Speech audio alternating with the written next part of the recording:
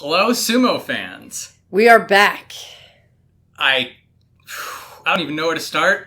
We came into May thinking, okay, this is going to be sort of a lull. There's some interesting stuff going on, and I am just exhausted from all of it. It went from being, wow, there's all these promising situations to a car accident. It's a wreck of a thing. There's some good. So there's some very good things. There's some bad. It feels like everyone who did good did it very quietly and understated, and everything that bad happened was very loud. Very loud. So we're going to try to balance it. Yeah, we're going to cover everything. There's a lot to talk about. First and foremost, congratulations. Terunofuji wins it. You bizarrely, at the beginning of week 2, you're like, oh, we know this is going to be sort of a formality. And then it's all of a sudden, the last day, there's crazy drama. It's, so much. It's beautiful. I mean, I'm sure it wasn't beautiful for him, but it's beautiful for us because I actually thought today was going to be boring when I was watching yesterday. I'm like, Terunofuji's got this in the bag, and then Endo does what Endo can do. It was amazing. It was a spectacle to be seen, and then Takakeisho's like, I'm not out of this yet. So we'll get to the specifics of that, but congratulations to Terunofuji. We all know he deserves to be the next Yokozuna. We all know that he's like the man. He's the man. He's the absolute man, and there'd be nothing better than to see him get Yokozuna, do some awesome stuff before, his knees buckle and his time is up. So this was ultimately a good end to the tournament. Yes. Despite all the stuff we have to talk about. Oh, man. So, we were talking about the man, but on 42 Opinions, we're going to talk about the man. We will start it out with Hakuho, lone Yokozuna, who sat out the tournament with knee surgery. And in lieu of talking about his sumo, we could talk about life after Hakuho. And this tournament was the first glimpse into that reality. So it does feel a little better now that we have Terunofuji sort of taking up the mantle of head honcho. And I feel like I'm sort of getting through the mourning period of realizing we're going to lose him. But it's really interesting sort of not just to see how the world is evolving, but then also to sort of see how sumo picks itself back up. Yeah, sumo is very interesting for a couple of reasons. There might be a lot of cultural reasons for it, but there's also the uniqueness of it being an individual sport in a collective society. So what a combination that is. In American sports, it's more like team sports with an individual attitude. So if you are the best of the best, you could do whatever you want, and you're still going to be on that team, and your team's going to back you up and everything else. It's the complete opposite in sumo. If you do something that is not acceptable for society, you are done. And it doesn't matter if you're Ozeki. It doesn't matter if everybody loves you. You're done. So it's the uncertainty of sumo is a character all on its own. It's its own sumo wrestler. This time last year, I didn't think Hakuho was going to be done. He was out in May, but he had won. He won in March, right? Or was it Kakadu? I know they faced each other in the last day. Now I don't remember who won. I think the last time Hakuho won was January last year. Okay, so Kakadu beat him in March, but it still seemed like that was the tournament with no fans. That was March. Yeah, March 2020, the tournament with no fans. It seemed like Hakuho still had a lot in the tank. And even when he was out, every tournament I would think, oh, he'll be back, he'll be back, he'll be back. And then the last tournament he was in was when it was like, oh, it really is time for the tides to change. Yeah. So, speaking about all of that, sumo has a lot of gut punches, and you never expect it. From sudden retirements, like Kotoyuki, to the behavior we're going to discuss in a second, the Abi syndrome, as we've coined it. Yeah. To things like Hakuho suddenly not having it in him anymore. Or look at Kakadu. He was in the middle of training, and then he just says, I'm done. He just makes a call, and he retires. sure, we knew he was on his way, but, it seems like there's a pattern in sports. At least in American sports, it feels like there's a pattern. Things happen exactly when they're supposed to happen, and it's going to be at the end of the season. It's not in the middle of the season. Not so in sumo. Life is completely intertwined with the sport. Yeah. It's a collection of moments. And so you have the moment of winning the tournament, the moment of dominance, and then what happens then is like your retirement, your failures, your losses. Those are just moments. And you pack them all together. Sometimes it is the sum of the parts. And this is, like you said, what makes it so interesting is that there's no other sport that really has this focus on the moment. Mm-hmm. Like the moment is all you have. And then to interlayer that on the community focus, on the sportsmanship, there's the stable living.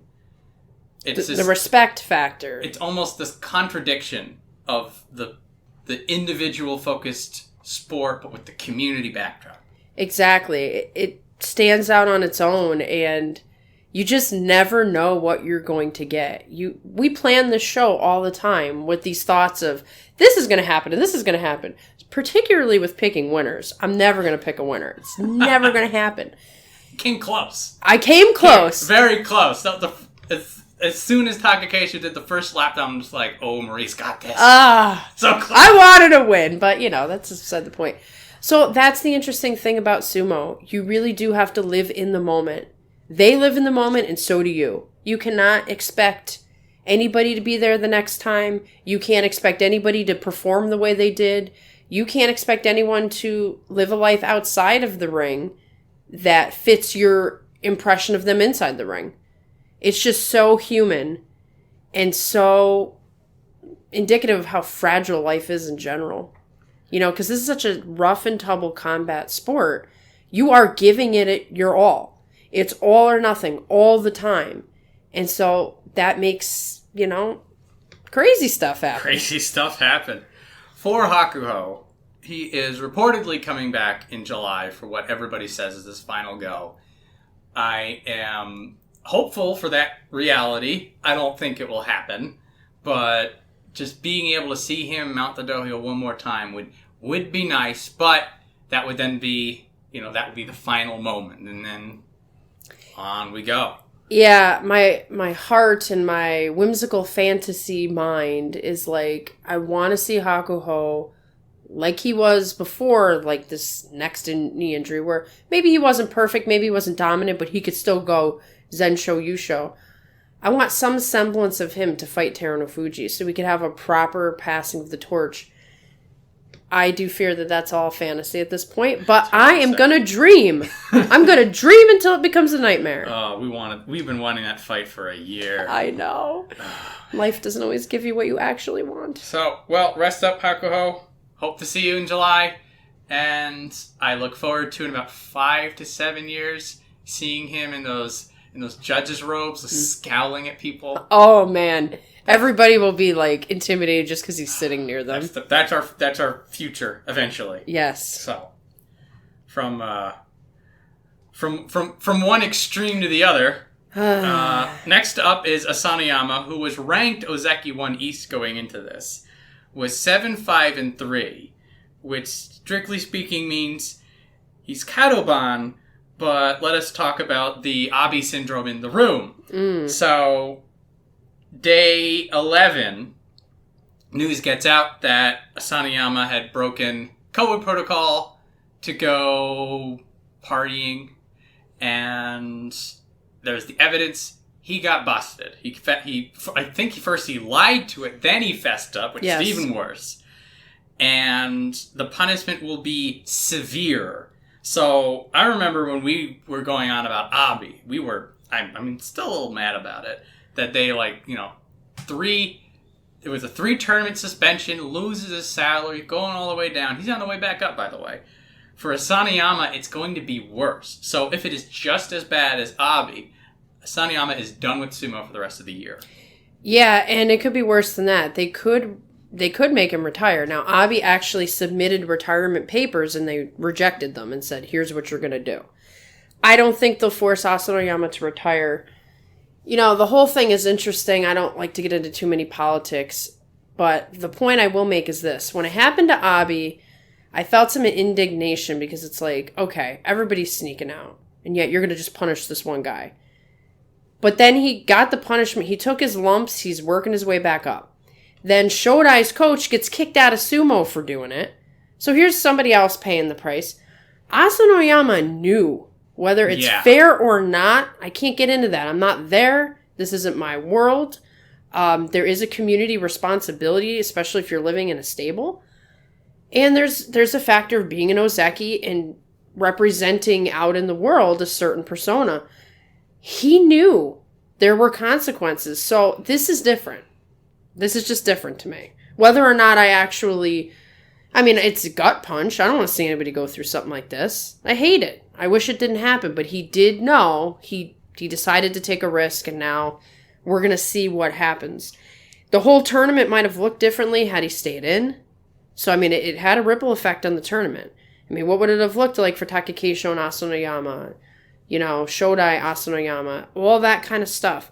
So, his individual decisions do affect the collective no matter what. And we'll see if he can recover from this. This is a mental thing that you got to be really, really tough to come back from being at the top and just throwing it all away, and it's not even an injury. Yeah, what's going to be interesting is he's going to fall off the radar. So, the waters will ripple and clear. And then if he comes back, if he's allowed back, and if he's able to build himself back up, Asanoyama is going to re-enter sumo in a different state than it is now. Yeah, totally different. People might be, in the top level. There may not be any room for him to be Ozeki. That's what's interesting is, what is Asanoyama going to come back to? We're just sort of chucking him downstream. Yeah. And what's going to happen in 9 months to a year when Asanoyama, if he returns to the top division? Right. And, let's say he does, and if all goes according to the way it should, he'll kill everybody in the lower levels, and he'll come back up really quick. The problem is, getting to Ozeki is one of the hardest processes. It's harder than becoming Yokozuna. That's why Ozeki is so hard. You got to do so much to become Ozeki, and then you win one tournament as Ozeki, and you just have to win another tournament and you're Yokozuna. If you're that good, that's not so hard. But getting to Ozeki is the hardest thing in the world. So to come back and do that, and then, you got all the baggage, too. Are they going to let you be Yokozuna knowing that you did that as Ozeki? I don't know. It'll be a... And he's 27. This is a bad time to be pulling this. As you age, it's harder and harder, so... Yeah, well... We're going to have to see. See you around, Asanoyama. Peace. Peace out. So, we're going to go, again, this roller coaster ride that we're going on. From Asanoyama, we're going to go into Takakeisho. He was 12-3 tied at the end. I'm going to let you run with this to start with, but what I'll start out with is, with the Hakuho-sized hole, there were 3 people that looked to be the heir to the throne. One of them was Terunofuji, obviously. The second one was Takakeisho. Mm-hmm. And the truth of the matter is, Takakeisho, if he does his thing, if he does his style of sumo, he wins matches, that's what you're there to do. I hear a lot of different things about Takakeisho's style not being the preferred style because it's push sumo.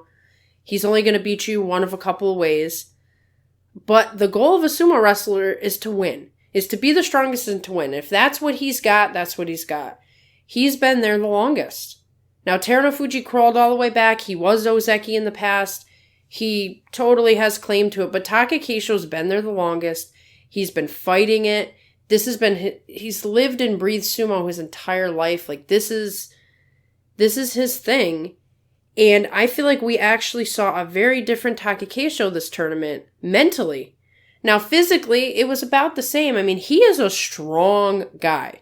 Whether you like his sumo or not, it's got to put intimidation in people. And that's a factor that's important for Ozeki and especially for Yokozuna. This is sort of what I focused on is the aura, the way people carry themselves, and you can talk all day about quality of sumo. We can talk about the wins and the losses, but like the dominance he showed, the evolution of his game that's going on. Even as Ozeki, he's getting better. What I call the counter taka techniques that earlier on, particularly when he was floundering, there's some people just like, well, if you sidestep him, you can get him off balance, or if you're good at parrying, Tobizaru got him with this. Yeah. Tobizaru has never gotten him with it again. Nope. Takakeisho's learning. He's storing it up in his mind. Every time he loses, he stores it up in his mind. How did this guy get me? You can see it when he's watching the screen after the fact. You can see it in the way he made adjustments this time. Mm-hmm. When people tried to parry him this time, you could see his eyes were square on them, and he moved with them like a magnet. Yeah. Like, try this with me, buddy. I'm going to go into a little bit of the faults that he still has to work on, and then I'll make a comment on, obviously the final playoff match. We all know that he has an endurance issue. But this is not an uncommon thing, okay? If you're a power guy, you're going to have an endurance issue. Mm-hmm. You're going to have a speed issue. You put everything into the power, other things are going to suffer. So he really does need to win matches really quick. But see, if you're super powerful, that works. That's a combination that makes sense. If a match goes on for more than 15 seconds, he's probably going to get winded and he's probably going to go on his face. But if he's way stronger than the other guy, it'll never get to that. And you'll hear that in the way he speaks. He always says when he loses, I was weak today. If I'm strong, I win. If I'm weak, I lose. He's a simple man with a simple plan, but there's a lot of things going on in his head. Here's where he gets into trouble. He got into trouble twice with this. In the Endo match, I was watching his eyes. They were focused on Endo, focused on Endo, focused on Endo. He went for the final push when he had Endo on the ropes, and he closed his eyes. I can imagine this as a reflex. Like, I'm going to just give it everything I got, and then you just close your eyes, because that's just what you do. Endo saw that. The second he saw that, he moved out of the way, and that's why Takakeisho went flying out. In the playoff match, he closed his eyes again against Terunofuji. With that being said, I think Terunofuji was going to have that match no matter what, because I don't think Takakeisho has the endurance for a back-to-back. Maybe that's something he will get over time. He's now in his second playoff match with Terunofuji in the last couple of tournaments, and he knows the tricks of the trade now. This is something he can work on in practices. What do I do if I have to go into a second match? With that being said, and we'll have to talk about the whole match in context of what Terunofuji was doing as well. So we'll get into that. But for Takakeisho's perspective, that first match, pulling Terunofuji down the way he did shocked Terunofuji. Shocked me. I jumped out of my chair. I was like, what? I was going to watch it. It was going to be a formality. I was just like, they're going to fight. It's going to be similar to He's going to throw him down. Terunofuji's just going to be too strong to push. Takakeisho's going to try to slap parry. Terunofuji's going to take those big arms and wrap it around him for a bear hug and just throw him out. And then it started out looking that way. Takakeisho didn't send him backwards. And then he just times the slap down. I was like, what? It like shook me awake. I was like, oh man. Yeah, and the look on his face when he did it was like, I can play too. And that's what you need. Being Ozeki isn't just, what techniques do you have? It's, let me show you what I can do. Let me put a little fear in you that you don't know what I'm going to do. Let me put a little fear in you that I am strong, so you better not have an off moment. That's another key too. Terunofuji may be stronger, taller, more endurance, but all Takakeisho has to do is put a little doubt in his mind. That's all it takes. This mental game, this goes in a note that you put down about the rivalry that's going here. And the two of these guys are going to put on for us an epic. And it's already started. This is the second playoff that they've had together. And like the third time a tournament was decided by a match between the two of them. Yes. And this is what you want. You're only, as much as people love Terunofuji and he is the man, I will take nothing from him. You're only as good as your rival. Because though it's an individual sport, what you're watching is mano a mano. You're watching somebody fight. So if he's got to think about somebody, if somebody's in his head a little bit, even if it's just, What's he going to pull? It affects his sumo. Terunofuji will have to go back and just ponder a little bit the next time he faces him, because maybe Takakeisho comes up with something else. It would be boring without a rivalry. That's all I can say. It'd be very boring. I'm very happy that Takakeisho is starting to show signs of overcoming some of his shortcomings, but also strategizing. And it's interesting to note that Takakeisho actually was in, I cannot remember specifically if it was karate or judo before he became a sumo wrestler. And that playoff match did not look like sumo. It looked like a sparring match. And I wonder if Takakeisho, if he fixes the endurance situation and doesn't close his eyes, it's as bad as the pull or a step back for anybody else. If he actually could develop a cool strategy when he's in that situation, knowing the martial arts background that he has. Well, this is, for Takakeisho, my closing point is that things are looking good if you look backwards and looking forwards. So we've put in March and May 2 very powerful showings, and the more dominance he has like that, the more of whatever happened in January becomes a blip on the radar. And so this is Takakeisho saying, that's behind me. Yeah. That's not what I am anymore. And going forward, like we'd mentioned, he's still evolving. He's still sharpening the techniques. He's getting better. He's reacting to what other people are getting, which means he's still improving the craft. And some of the issues that seem to be the case, particularly with Asanoyama, is that plateauing. Right. That is not affecting him. He's only 24. He's turning 25. He has time to keep learning, to keep growing. He's not done in the water yet. He could outlast everybody if he keeps it up. And, it's possible. Maybe he uses the motivation of this to win the next tournament, then he's on a Yokozuna run. It's good stuff. Yeah. Takakeisho, here to stay. Yes. So next up, Shodai. So you would look on paper and you see that he's 9-6 and he's cleared Katoban, and you'd think, oh, everything is good. Shodai was rescued. He was rescued. he didn't have to fight Asanoyama or Terunofuji.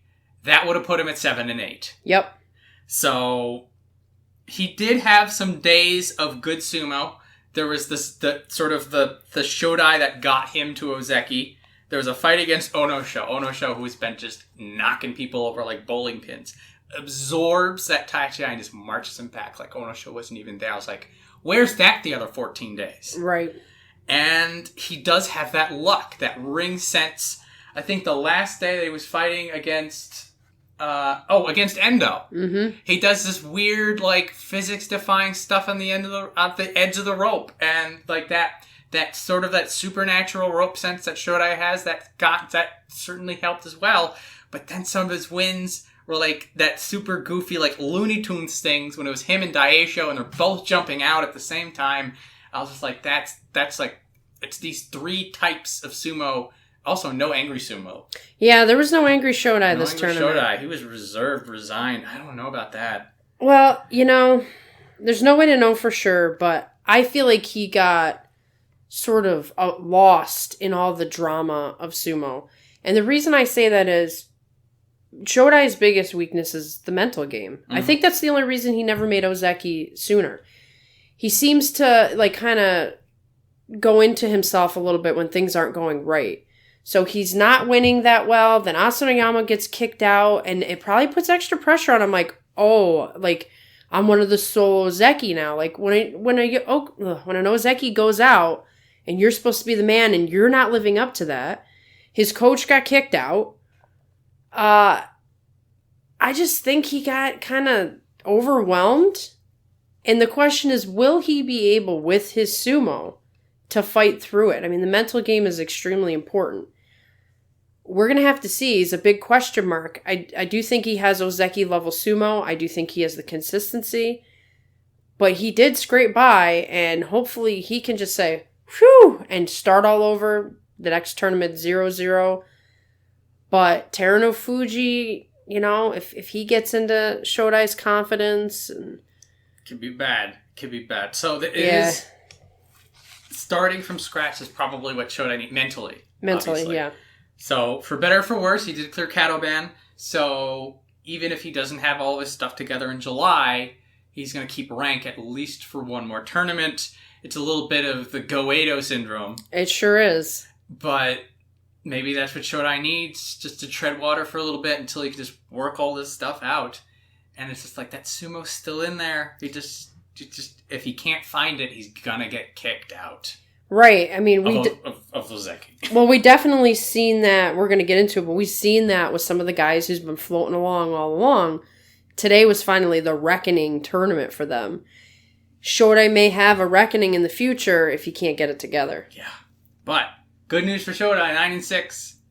And again, the hope is that Shodai can get over this mental hurdle of his and then go back to that Sumo that put him in Ozeki, that Sumo that he sort of like giggles his way to a Yusho. Right, exactly. Like that side of Shodai needs to come back, and I feel like it will, but I can't want it too hard. I can't, right. It's like there's already enough pressure on him, so I'm going to sort of take mine back a little and sort of be like, just you do you, Shodai. Go like really passive cheerleader-y. Non-Kataban Shodai does look different. It does. So, the Kataban status really got into his head too. Hopefully with July, he's chilling again. Let's see. That's the hope. So, next up, a man who needs no introduction and who's been so much fun. We've already talked about him multiple times. Terunofuji, 12-3, wins the playoff, gets the Yusho. He is, again, as mentioned before, one of the 3 inheritors of the Hakuho mantle. I'd say it's the tale of the 3 Ozeki, but at this case, he will probably be the tale of 2 Ozeki, and then this guy's now Yokozuna. Mm-hmm. He had that aura that I mentioned, but it was almost like immortality. That, not just that he just slapped people down, but the people that gave him trouble normally, he just pushed them away like they were dust. Like, even if he was in a little bit of trouble, so to speak, he just found a way to win those matches. It was almost like, I'm going to win. It is a foregone conclusion that I will be the winner of this match. So no matter what you do to me, you're going to be done at the end. And it really did feel like this would be a Zensho Yusho. I thought it was going to be. I thought it was going to be boring at the end. Until the infamous hair pull situation. I rewatched that until I stopped getting mad about it. I'm like, okay, there was a hair pull. I still argue that the hair pull was too late for it to affect the match, but the hair was in there. The hair hit the top. Not the hand was in the hair. It hit the top, and I was like, And then in the end, it didn't matter because the people who were leading the tournament beat him in the match, so it became excited all by itself. Like if he had just won on the hair, like if it became a thing because of the hair pull, I would have just. We'll say that Destiny took care of that situation. Yes. The reality of the hair pull is it's a lot like hockey with cross-checking. No, if you hit the puck over the glass, if it bounces over the glass, you get a penalty no matter what. So it's like one of those things where it's like, but I didn't mean to. I didn't mean to hit it over the glass, but it's like it doesn't matter. It's an automatic. That's a good point. Now, sometimes the part where you'll get frustrated is sometimes it didn't impact the match at all. I 100% agree. B, there's times where people get away with that. C, it happened way after the fact. But at the end of the day, he let it go. We have to let it go. He even took responsibility for it in the sense of that's the only way you can move forward. If you feel like you got cheated, you might lose the whole thing. Yeah. So you just say, you know what? Next time I won't put my hand anywhere near where they could possibly question that I pulled the hair. And I move on and I do what I'm going to do. And that's what he did. And I'm glad for that. I wouldn't have wanted controversy over somebody else winning because of the hair pull. It's just silly nonsense. Yeah. And it's towards your point, and this is really good mentality, is the day after the hair pull loss, he was fighting Onosho, who has consistently beaten him. And he just rolls Onosho over like it was nothing. So that was Terunofuji saying, I'm not going to let this hair pull define me. Exactly. Like, we're going to move on from this right away. Now, let's discuss the Endo match. This was not said by any of the commentators, so, like I said, it's an opinion show. But what I saw, that I did not hear other people say, is When Terunofuji was throwing Endo, Endo pivoted his body in mid-fall so that he would not touch the ground. That wasn't just luck of the draw. Oh, Terunofuji hit first. Endo actually was doing things to keep himself. That was like a magic trick. Yeah. And we'll go more into that when it's Endo's turn, but that was a heartbreaker for some, but that was legit. That wasn't just, oh, well, Endo was a dead body. I didn't see him as a dead body at all. And nobody questioned whether Terunofuji hit or not. But then we'll go to the match with Takakeisho. That loss rattled him. That was the first time I saw him rattled in the tournament. And I don't know if it was the accumulation of the hair pull, the Endo close at the rope, and now, oh, this is happening to me. Or if it just shocked him so much that Takakeisho pulled some Jedi mind trick on him. It was a Jedi mind trick. It was all... I was watching it and I got thrown back. Because the pull... the Ichinojo style pull down is not in Takakeisho's book of tricks. No. If he's going to pull you down, it's going to be like what he did to Hoshoryu. He goes for the pivot. He's like, I could pivot too. Just the pivot, both hands on the back and just slam him down. That's the Takakeisho slap down. But so for Takakeisho to, first off, roly-poly arms, reach up, get Terunofuji and slap him down like that. I'm pretty sure he hit the ground and he looked up. He's like, what happened? I lost. What? And I did enjoy the Takakeisho, strut. Yeah, the no-sell. It was a no-sell. I was like, yeah, I'm just doing what I'm doing. Yeah. And that did set up, Terunofuji was very cautious in that playoff match. Super cautious. But with that being said, you could see that he had a plan. He was waiting for Takakeisho to do what Takakeisho did. Yep. So we will say that in the end, Terunofuji played his own Jedi mind trick. He just said, you know what? I'm going to play this cautiously, but I still know I'm the man and I still know I'm going to win. And he did it. And congratulations to him. Yokozuna, here he comes. Yeah, one more. And you know what? Terunofuji, white belt or not, this is some of the most fun sumo we've had in a long time. In this lack of Yokozuna vacuum. This is the kind of stuff that really makes sumo vibrant. Yes. And he's bringing it. Especially after we lost Tochinoshin the way we did. Yeah. Terunofuji has some of that Tochinoshin strength that we all loved. So it's he's bringing back the classics. Yeah. He's bringing the classic sumo. He's filling in all the holes. He's the next great hope. And I'm very grateful to him for that. Well done, Terunofuji. So next up is Takayasu, 10-5. So I had mentioned before that there were 3 inheritors to the Hakuho throne, that there were 3 Ozeki. Despite being Sekiwaki 1 East, in my mind, Takayasu is and continues to be an Ozeki. The way he carries himself, the way he fights, his catastrophic mental collapse in March notwithstanding, the level of his sumo, his dominance, there's almost an indignation when somebody even dares to challenge him. Yes. That kind of aura, that level of just exertion of your will, is these 3 people got it. And worth noting that Takayasu versus Terunofuji on day 9 was the closest that Terunofuji came to eating dirt before Endo did it. Right, exactly. So it was just... And he beat him last tournament, too. Terunofuji lost to Takayasu last tournament. So, and that means something. Yes. So this is the rivalry that can be going. If Takayasu can get to Ozeki, which we're going to talk about in a little bit, that's going to be 3 Ozeki, and then also Shodai, who are really going after each other. Shodai, this is encouragement. Yes, we're not trying to Mitakeumi you. No, we have plenty of time to Mitakeumi later.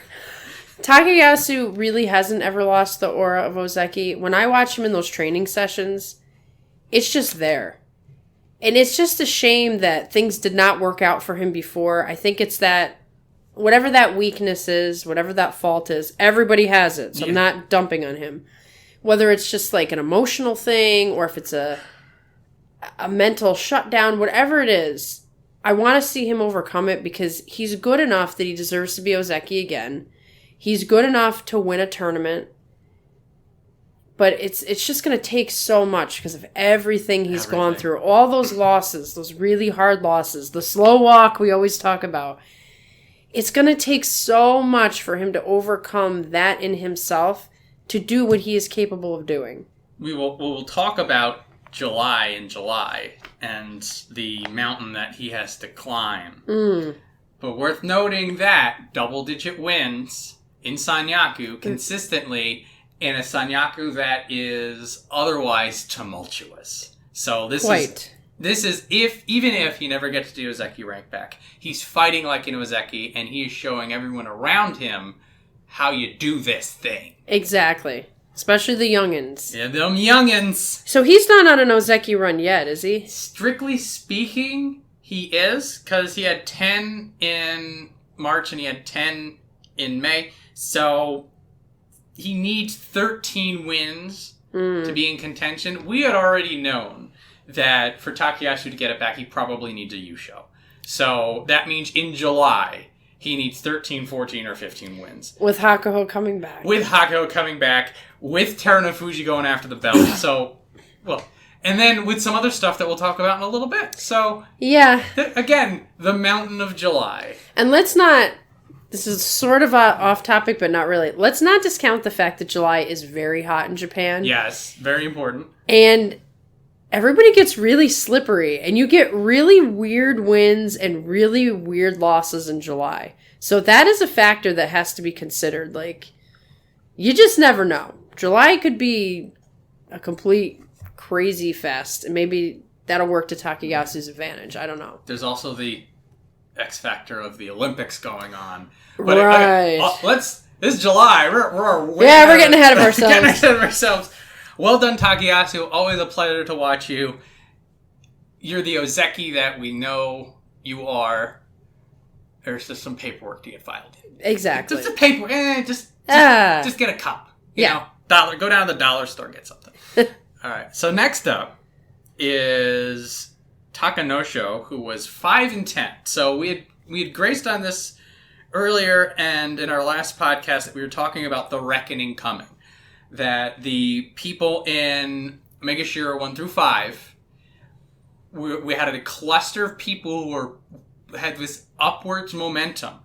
And in March, except for Takayasu, all the other Sanyaku were 8-7, and 2, if not 3 of them got that last 8 on the final day. These people were just scraping by, and we said to each other, there's going to be some blood on the floor by the end of it. And Takanosho's 5-10 shows that. Good is not good enough anymore. This is not anything to say on Takanosho, who still has that strong push sumo, training with Takakeisho, good balance, has the eye, beat Takayasu on the last day, so still got it. But the reckoning has come and has found him wanting. He definitely looked weaker than I've ever seen him before, so, maybe it was injury, maybe it was being tired. I don't know. It's very different in sumo right now because they're not doing those in-between tournaments. Mm-hmm. They're just fighting. So fatigue could be a factor, but it shouldn't be in comparison to the past, though Takanosho may not have had much experience with that. I'm not sure. He was a shell of himself. That is an interesting factor, and it's hard to pin down exactly what happened. I just knew that if there was ever a tournament not to have some external issues, this one was not the one. Yeah. This is because we're in the past we had talked about Takanosho 9-5, hanging in there in a very tough spot, doing his best, and now it's just like, I don't know, maybe it wore him down. I don't know. It's possible, but we also knew that it's like when you're in that Sanyaku, you're either going up or you're going down. It is very tough to be a career Sanyaku, despite what we're about to talk about. But what will be interesting now for Takanosho is to see him regroup. And this is sort of what you were talking about, the fatigue, the comfort maybe, of being in this top slot for so long that some of that bite goes away.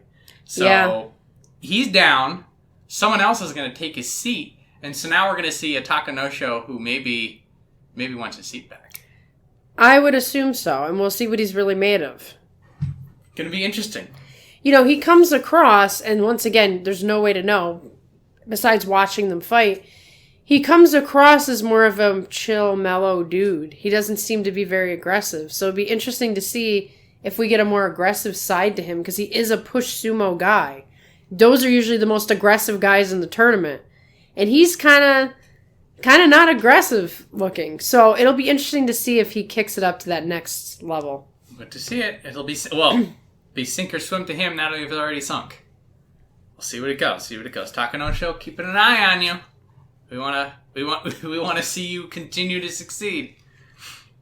Next up, we have.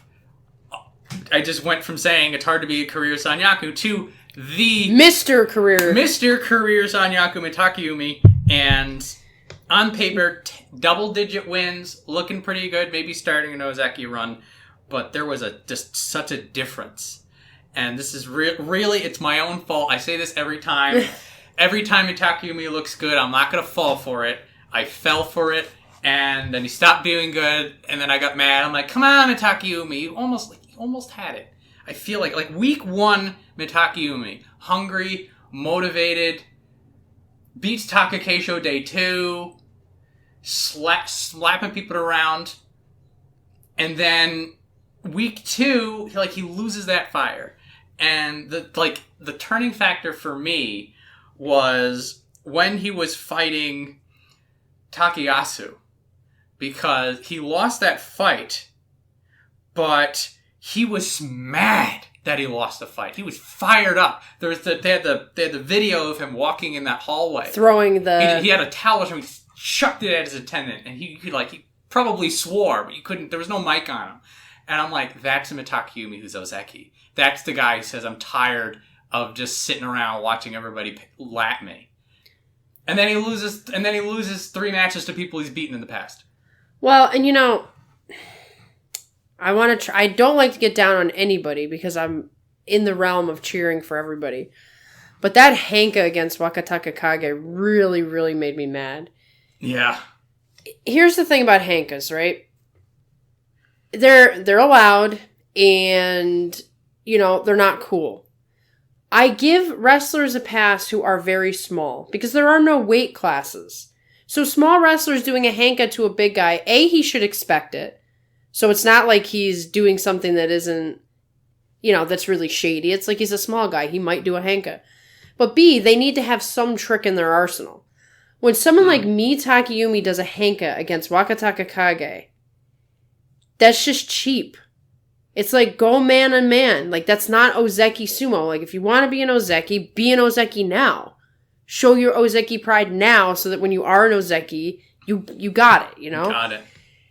Wakatakakage is up and coming. He's expecting you to go mano a mano. He's not expecting a Hanka from you. And I think it's a cheap way to get a win. And things started going downhill for him after that. Because you can tell every time a wrestler of his quality does it, they feel shame. And that's going to mess with your mental game, too. So I got to get on him about that Hanka because I thought it was crap. And if he wants to be the man, then be the man. And if I ever see Takakeisho do it, I will say the same thing. He may be my favorite, but I might even be madder at him if he pulled it. Don't you ever do it, Takakeisho. That's not your style of sumo. It would be a betrayal for you. It would be a betrayal if Takakeisho did a Hanka. Now, I can't say he's never done one. Before he was Ozeki. I've never seen one as an Ozeki. If he's done it in the past, shame on you. But going from this point forward, I better never see one from him, because the whole point of the whole ceremony that they do where they're putting their hands up in the air and stomping and all this stuff and facing each other is to say, I'm going to come at you cleanly. I have no weapons in my hand. I'm going to face you man to man, and a Hanka just throws that out the window. Throws it out. So don't do it. If you're a small guy, you get a pass.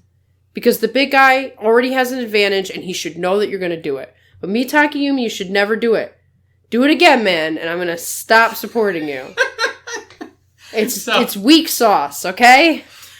So, the positive note on this, which is, again, I know I'm going to get suckered into Mitakeumi doing something good again, and then he's going to throw it away somehow, and I'm going to be like, come on.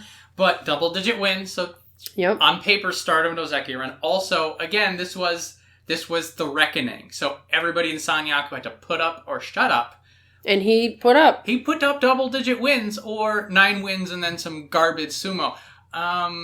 So, hey, Mitakeumi has proven that he is Sanyaku. He is Sanyaku. I belong here, he says. And we got people coming up who want his spot. And he holds on to it for dear life. He's not letting it go. So, you know what? Props to Mitakeumi for 9 good wins. Ends up 10-5. There you go. And should be 9-6, but you know. It wouldn't have affected anything else. It wouldn't, so I can let it go for now. For now. But yeah, we've got to give him that warning. That very firm finger wag. Finger wag. We're both wagging our fingers. You can't see it, but I would call his mom if I knew her and be like, yo, tell your boy not to pull that shifty stuff. So, next up, we're going to go to Daieisho, who is Kamasubi. Well, not anymore, but Kamasubi won West, unfortunately, 6-9. This is, it hurts less the second time for me. Yeah. Because it was, Daieisho, like, he had his moment. It's sort of like when Hoshoryu, like, had a fall from grace, or just like, he had his moment. So I can be happy about that. So, like, there's that moment of we got there. Also, it's kind of nice for a Daieisho fan like myself, because, like, there's now a difference between the Daieisho who's having these troubles. Either it may be injury, it could be nerves, it could be just some other mental or physical hurdle, and then the Daieisho who gets stuff done. Like, they're 2 different people now. Exactly. And sort of just talking myself out of my own stress, I guess. But like, it does, like whenever Daieisho has trouble, like, he's pushing around and just like, that's not the real Daieisho. Everything's the real Daieisho is somewhere else. He's just not here today. Exactly. You're saying it exactly right, because Daieisho's always had this up and down thing, and you thought there was more to him, and he finally got to prove it in January when he won a tournament. So if he has one of these falls, you're not necessarily like, oh, well, he's just not good enough. You feel like there is another notch, and just something went wrong. Yeah, he is good enough. He did something wrong. And worth noting that whenever we have a whole bunch of people who are doing push sumo, there's always that pecking order. Yep. He beat Takakeisho. He did, and he's one of the fighters that I do think gets in Takakeisho's head. So even if Takakeisho's strong and Daieisho's having a weak tournament, he can still beat Takakeisho, which shows you there's something in him that's really like an X factor. I think he was definitely having the same weakness that Takanosho had. I think the injury, I mean, you saw a lot of tape on the fingers and the wrist. If you're a push sumo guy and your hands are busted and your wrists are busted, well, that's the whole shebang. So I'm guessing that there was a little bit of that affecting him. Like, maybe if it just takes a slight bit of edge out of his power, then your mind goes a little wonky, and then you're doing stuff you shouldn't be doing. You're in the wrong part of the ring. I felt like that was kind of going on with him. So I hope he just, gets a little bit of recovery and things go well. Yeah. So bad news, good news, bad news. You get kicked out of Sanyaku again. But the good news is, he'll always have that chance to regroup, to research. And he's still going to be fighting everybody in that top ranks. So, if Mitakeumi thinks he's getting off scot-free, he's not. If Takakeisho is worried he's not going to be able to fight his drinking buddy anymore, don't worry. You're still going to do it. That's right. So get better, Daieisho. Physically, mentally, whatever happens, you can get through this. You've already proven it to yourself. Already proven it. Like, I hold hope there's another cup in Daieisho's future. It may be a little while. Or it might be a little while. Maybe a little while. Maybe it's in July. Probably not. Yeah. Probably not. But let's not try to predict, because we're always wrong. All right. So, I will say that we did land this prediction, but I have a feeling it was not. In retrospect, not too big of a prediction, but Wakatakakage, making sure it went east, 9-6. Welcome to Sanyaku. Very exciting because I feel like he has all of the pieces to become the next great fighter. With that being said, you pulled a Henka too. Yeah, you did. I was livid. I'm like, no. If you want to be Ozeki now. Don't pull Henkas. You're too good of a wrestler. He might be on the smaller side, but it's just cheesy. It's like, no, don't pull a Henka now. Be that guy who's in every single fight. Like I mean, he looked awesome. He did. Like, also, it's not just that he got 9-6, but he beat Shodai, he beat Asanoyama, and he beat Takayasu. So one of those guys is a real Ozeki. Right, exactly. Exactly. And, I think maybe he got tired at the end of the tournament a little bit, or maybe, because there's an endurance factor. Mm-hmm. It may not even be tired. I use the word tired, but it might just be like your mental focus mental fatigue. Because he's a lot younger and he's in good shape and he's really strong. Like I said, I have high hopes that he's going to be one of the next great fighters. But I think he slowed down mentally at the end of the tournament. He just didn't seem to be in it like he was in the first week where he was so dynamic.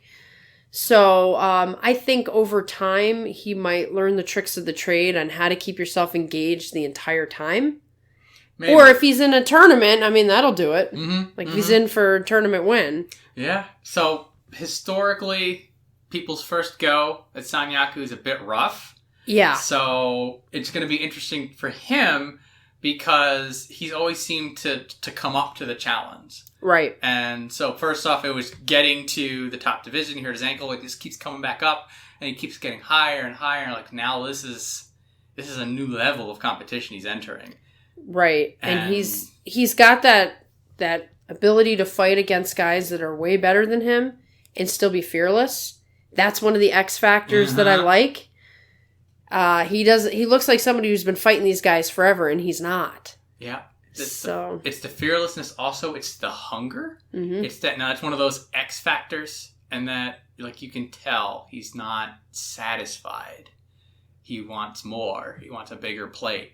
So, gonna have some fun with him. Yeah, in the coming months/years. It's gonna be fun to watch July and see if he plays a role. He didn't end up playing much of a role this time. I kind of thought he would based on the first week. But I think he's going to be impacting and affecting tournaments going forward. Definitely. If not, contending for them. Yeah. It's a big question as to how long it's going to take for him to contend. I'm just making a pile of promises I can't keep. I know, right? I'm just like... July's going to be, ridiculous. Yeah, I was just like, Daieisho, maybe he'll win in July. Terunofuji's going to beat everyone, with a pinky, and everyone's going to be going home crying, and it's going to be like, well, there was no drama at all. Yeah. You know what the best way for Shodai is to come back to win a Yusho in July? Oh, wow. You're bringing up some real... Everybody's going to win in July. That's great. Everybody look under your cushions. It's a Yusho. Exactly. You get a Yusho. You get a Yusho. Not going to happen. But well done, Wakatakakage. I want to see him. I want to see more. I want the next tournament to happen tomorrow because there's so much. It's a shame that we have to go another month and a half or whatever it is. So on to Megashira 1 West. Hokutofuji 6-9. My boy, I'm not gonna cry. I promise. So the reckoning did go both ways. Mm-hmm. Hokutofuji riding probably some of his strongest momentum. That 6-9 this is Hokutofuji. Yep.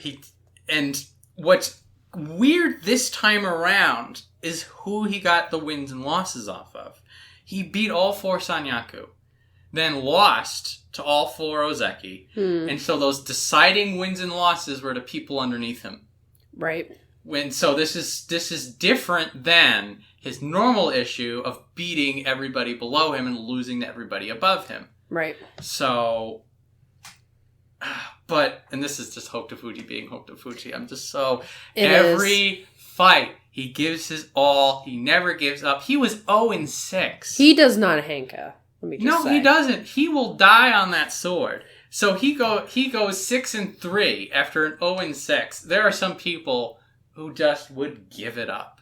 And he never gives up. He never gives up. This is why I'm in love with his sumo. But yeah, like the Wakatakakage, Hoshoryu, Meisei lost to all those guys. So he's trying his best. Like his pedal is to the floor, which makes this sometimes so hard. It just shows you how tough of a sport sumo is, yes. Because Hokutofuji's effort should be, if it worked out right, he would be Yokozuna, but his effort it works against him sometimes. Sometimes it's just bad luck. Sometimes he just runs into somebody who's doing better that day. It's strange how hard it is for him with how hard he works. And you gotta hope that one day he is gonna pull off one of those surprise Yusho. Because the reality is, we're going to have Yokozuna flux for a long time. Uh-huh. Even if Terunofuji becomes the next Yokozuna, he's got the stopwatch on. And the hourglass is turning, and he doesn't have much time. When he's gone, we have no idea who's actually going to be strong enough. It might be Takakeisho, but even if it is, he's not Hakuho. So with that being said, there is always a chance for Hokutofuji to get a tournament, because the next Hakuho is nowhere in sight. Nowhere in sight. So, it does seem that Hokutofuji's best hope for getting up to Sanyaku is for everybody in Sanyaku to become Ozeki. Exactly. Just everybody get up there. He's like, Ozeki? I can beat Ozekis. Because then that's his best chance of beating Ozekis. But Hokutofuji, great sumo, win or lose. Always gave it his all. Had a flappy bandage a few days. That was fun to watch. That was a fun. Always bleeding. Always just giving body and soul to sumo. So. Leaving all of his guts right on the dohyo. So, thank you, Hokutofuji. Another beautiful but a little painful. Yeah, this is bittersweet. This is an example of how sadness can also be beautiful. It's beautiful sadness. That is. I'm gonna hold on to that one. Actually, that hit me special right there. Okay, so back to happy. Meisei, 8-7. Meisei, welcome to Sanyaku. You finally cleared the reckoning. This one is it's kind of interesting. We got Wakatakakage, who's this rising star, and then Meisei, who got that injury bug and has fought his way back. Yes. So this feels like this. It's his powerful sumo. It's like we already knew he could do this. It's just that he had to fight against things. Let's see. Yeah, so he was somebody who beat all the other up-and-comers. Wakatakakage, Tobizaru doesn't really count, but Tobizaru was making eyes. He was. Those hires up. We'll talk about him in a bit. He's always a tough fight, even if you beat him. Yes. Yeah, Meisei was, when he first came up, he was in Wakatakakage's shoes, in the sense that he looked really good, a young up-and-coming fighter. I thought for sure he was going to be in Sanyaku way sooner than this. I thought that he was going to be... I don't know if I thought he'd be the next Ozeki, but I just thought this is a guy to watch. And then injuries plagued him again and again and again. And he just got kind of stuck at the bottom. He'd come up a little bit, go back down. I really am hoping that this time he's in good enough condition to show us something more than we've seen before. Yeah, well, this is going to be the biggest both him and Wakatakakage, they'll be their first Sanyaku. So for Meisei, this is his biggest challenge yet. And you're going to see if that hunger of his power is going to get him that far. And then he's going to have to also contend with the next group of people coming up. And then we have Daieisho and Takanosho, who are going to have a clear-cut crosshair right on Meisei's forehead. Mm-hmm. They're like, I want my seat back. Right, exactly. And like I said, rivalries actually make you better. So you need those hungry people who lost their spots fighting you. And if you can beat the hunger right out of them and still win, you will accelerate. You will get better. So, we got some more rivalries set to start up. The next generation. Well done, Meisei. Yes. So next up, Tobizaru, who is Megashira 2 West, 5-10. The flying monkey, unfortunately, flying downwards. I do feel that he just got outmatched, rather than there being some big issues. That being said, everybody's injured. Maybe something happened. And all the upper people that he fought just threw him out. Demolished for me, Tobizaru's entire tournament what encapsulated by when he fought Terunofuji. Oof. Because Toby, he was trying to do some like lateral, like sneaky stuff. Terunofuji just clamps him and chucks him like yesterday's garbage. Yeah, it was painful but funny at the same time. It was comedic, but like that's basically what happened to Tobizaru this basho, is that he just got chucked. I wonder sometimes, and I don't want to judge him too much, he spent most of his career in Juryo. Mm-hmm. And then he gets this surprise situation where he's in the upper division, and then he challenges for the title in his very first debut in the upper division. And I always wondered, is he really a Juryo fighter who lucked his way in? Or does he belong where he belongs? And some days I see him as a Juryo fighter. Like when Terunofuji threw him out, I mean, he was flying all over every direction with everybody. And it's like, some of that is they used his own momentum against him. So it just seemed like he was outclassed. Like you said, like we were watching a training segment or something. And one of the lower guys is like, let me show you what I can do. But I don't know if that's just because that's Tobizaru's personality, or if, he did have an injury and he wasn't doing his best sumo. I've seen him beat Takakeisho. I've seen him beat tough guys doing cool stuff. And I love him, by the way. He's one of my favorites. I don't want him to leave at all. So I just say this as, it's amazing how sometimes he can pull off these crazy wins and other times he can look like he doesn't belong. Yeah. I hope he fixes that because I do love him. He is one of my favorites. Even in his losses, I was entertained. Yeah.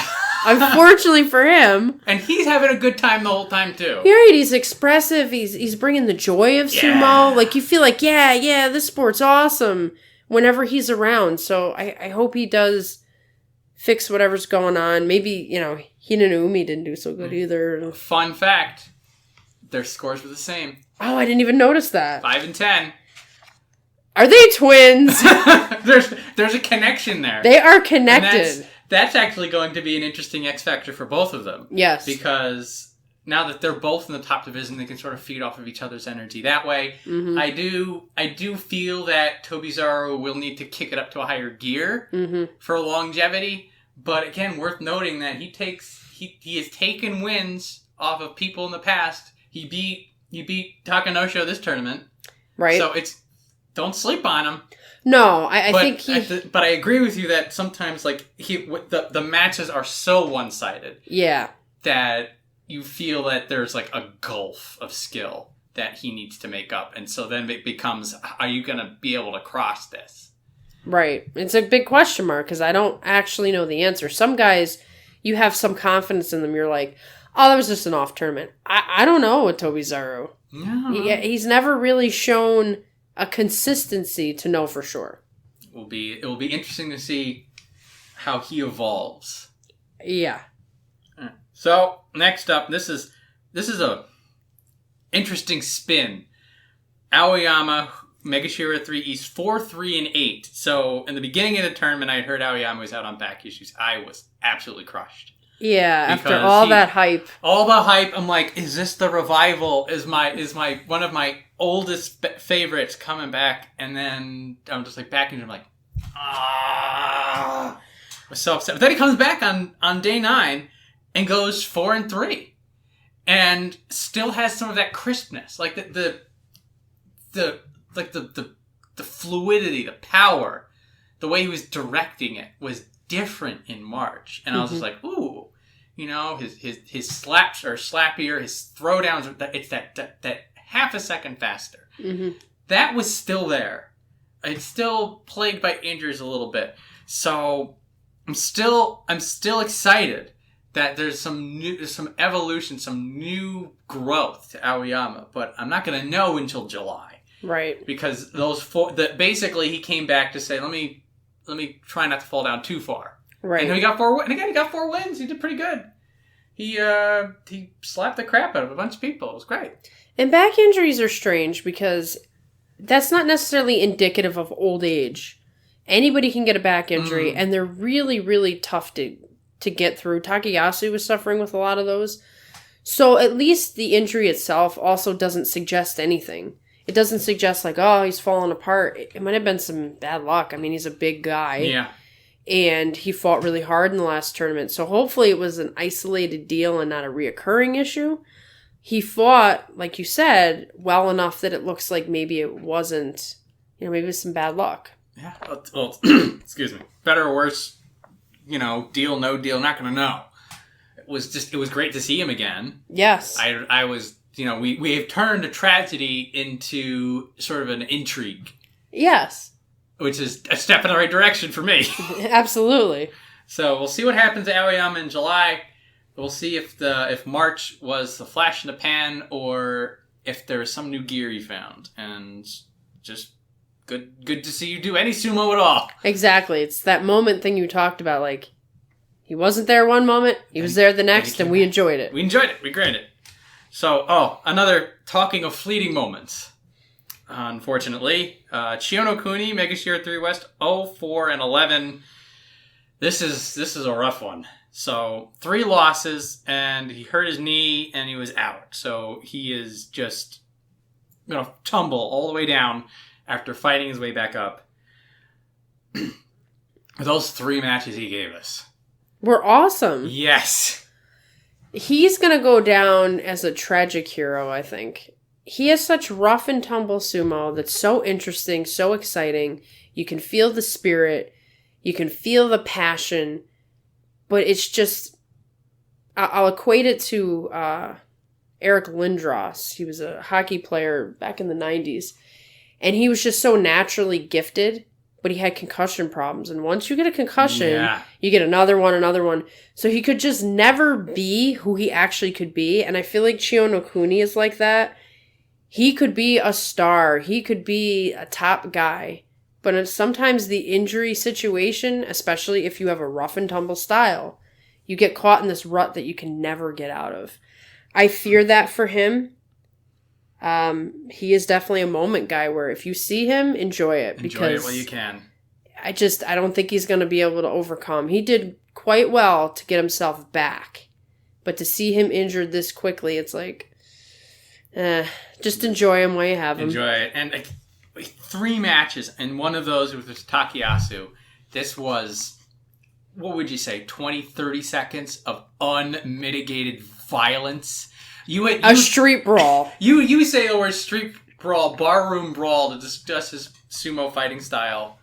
And, that was the fight. And you can tell Takayasu didn't want that. He didn't want that energy. He was trying to get out of it, and then he hits a point that Takayasu's just like, all right, he breaks the figurative bottle, and the 2 of them just go at it.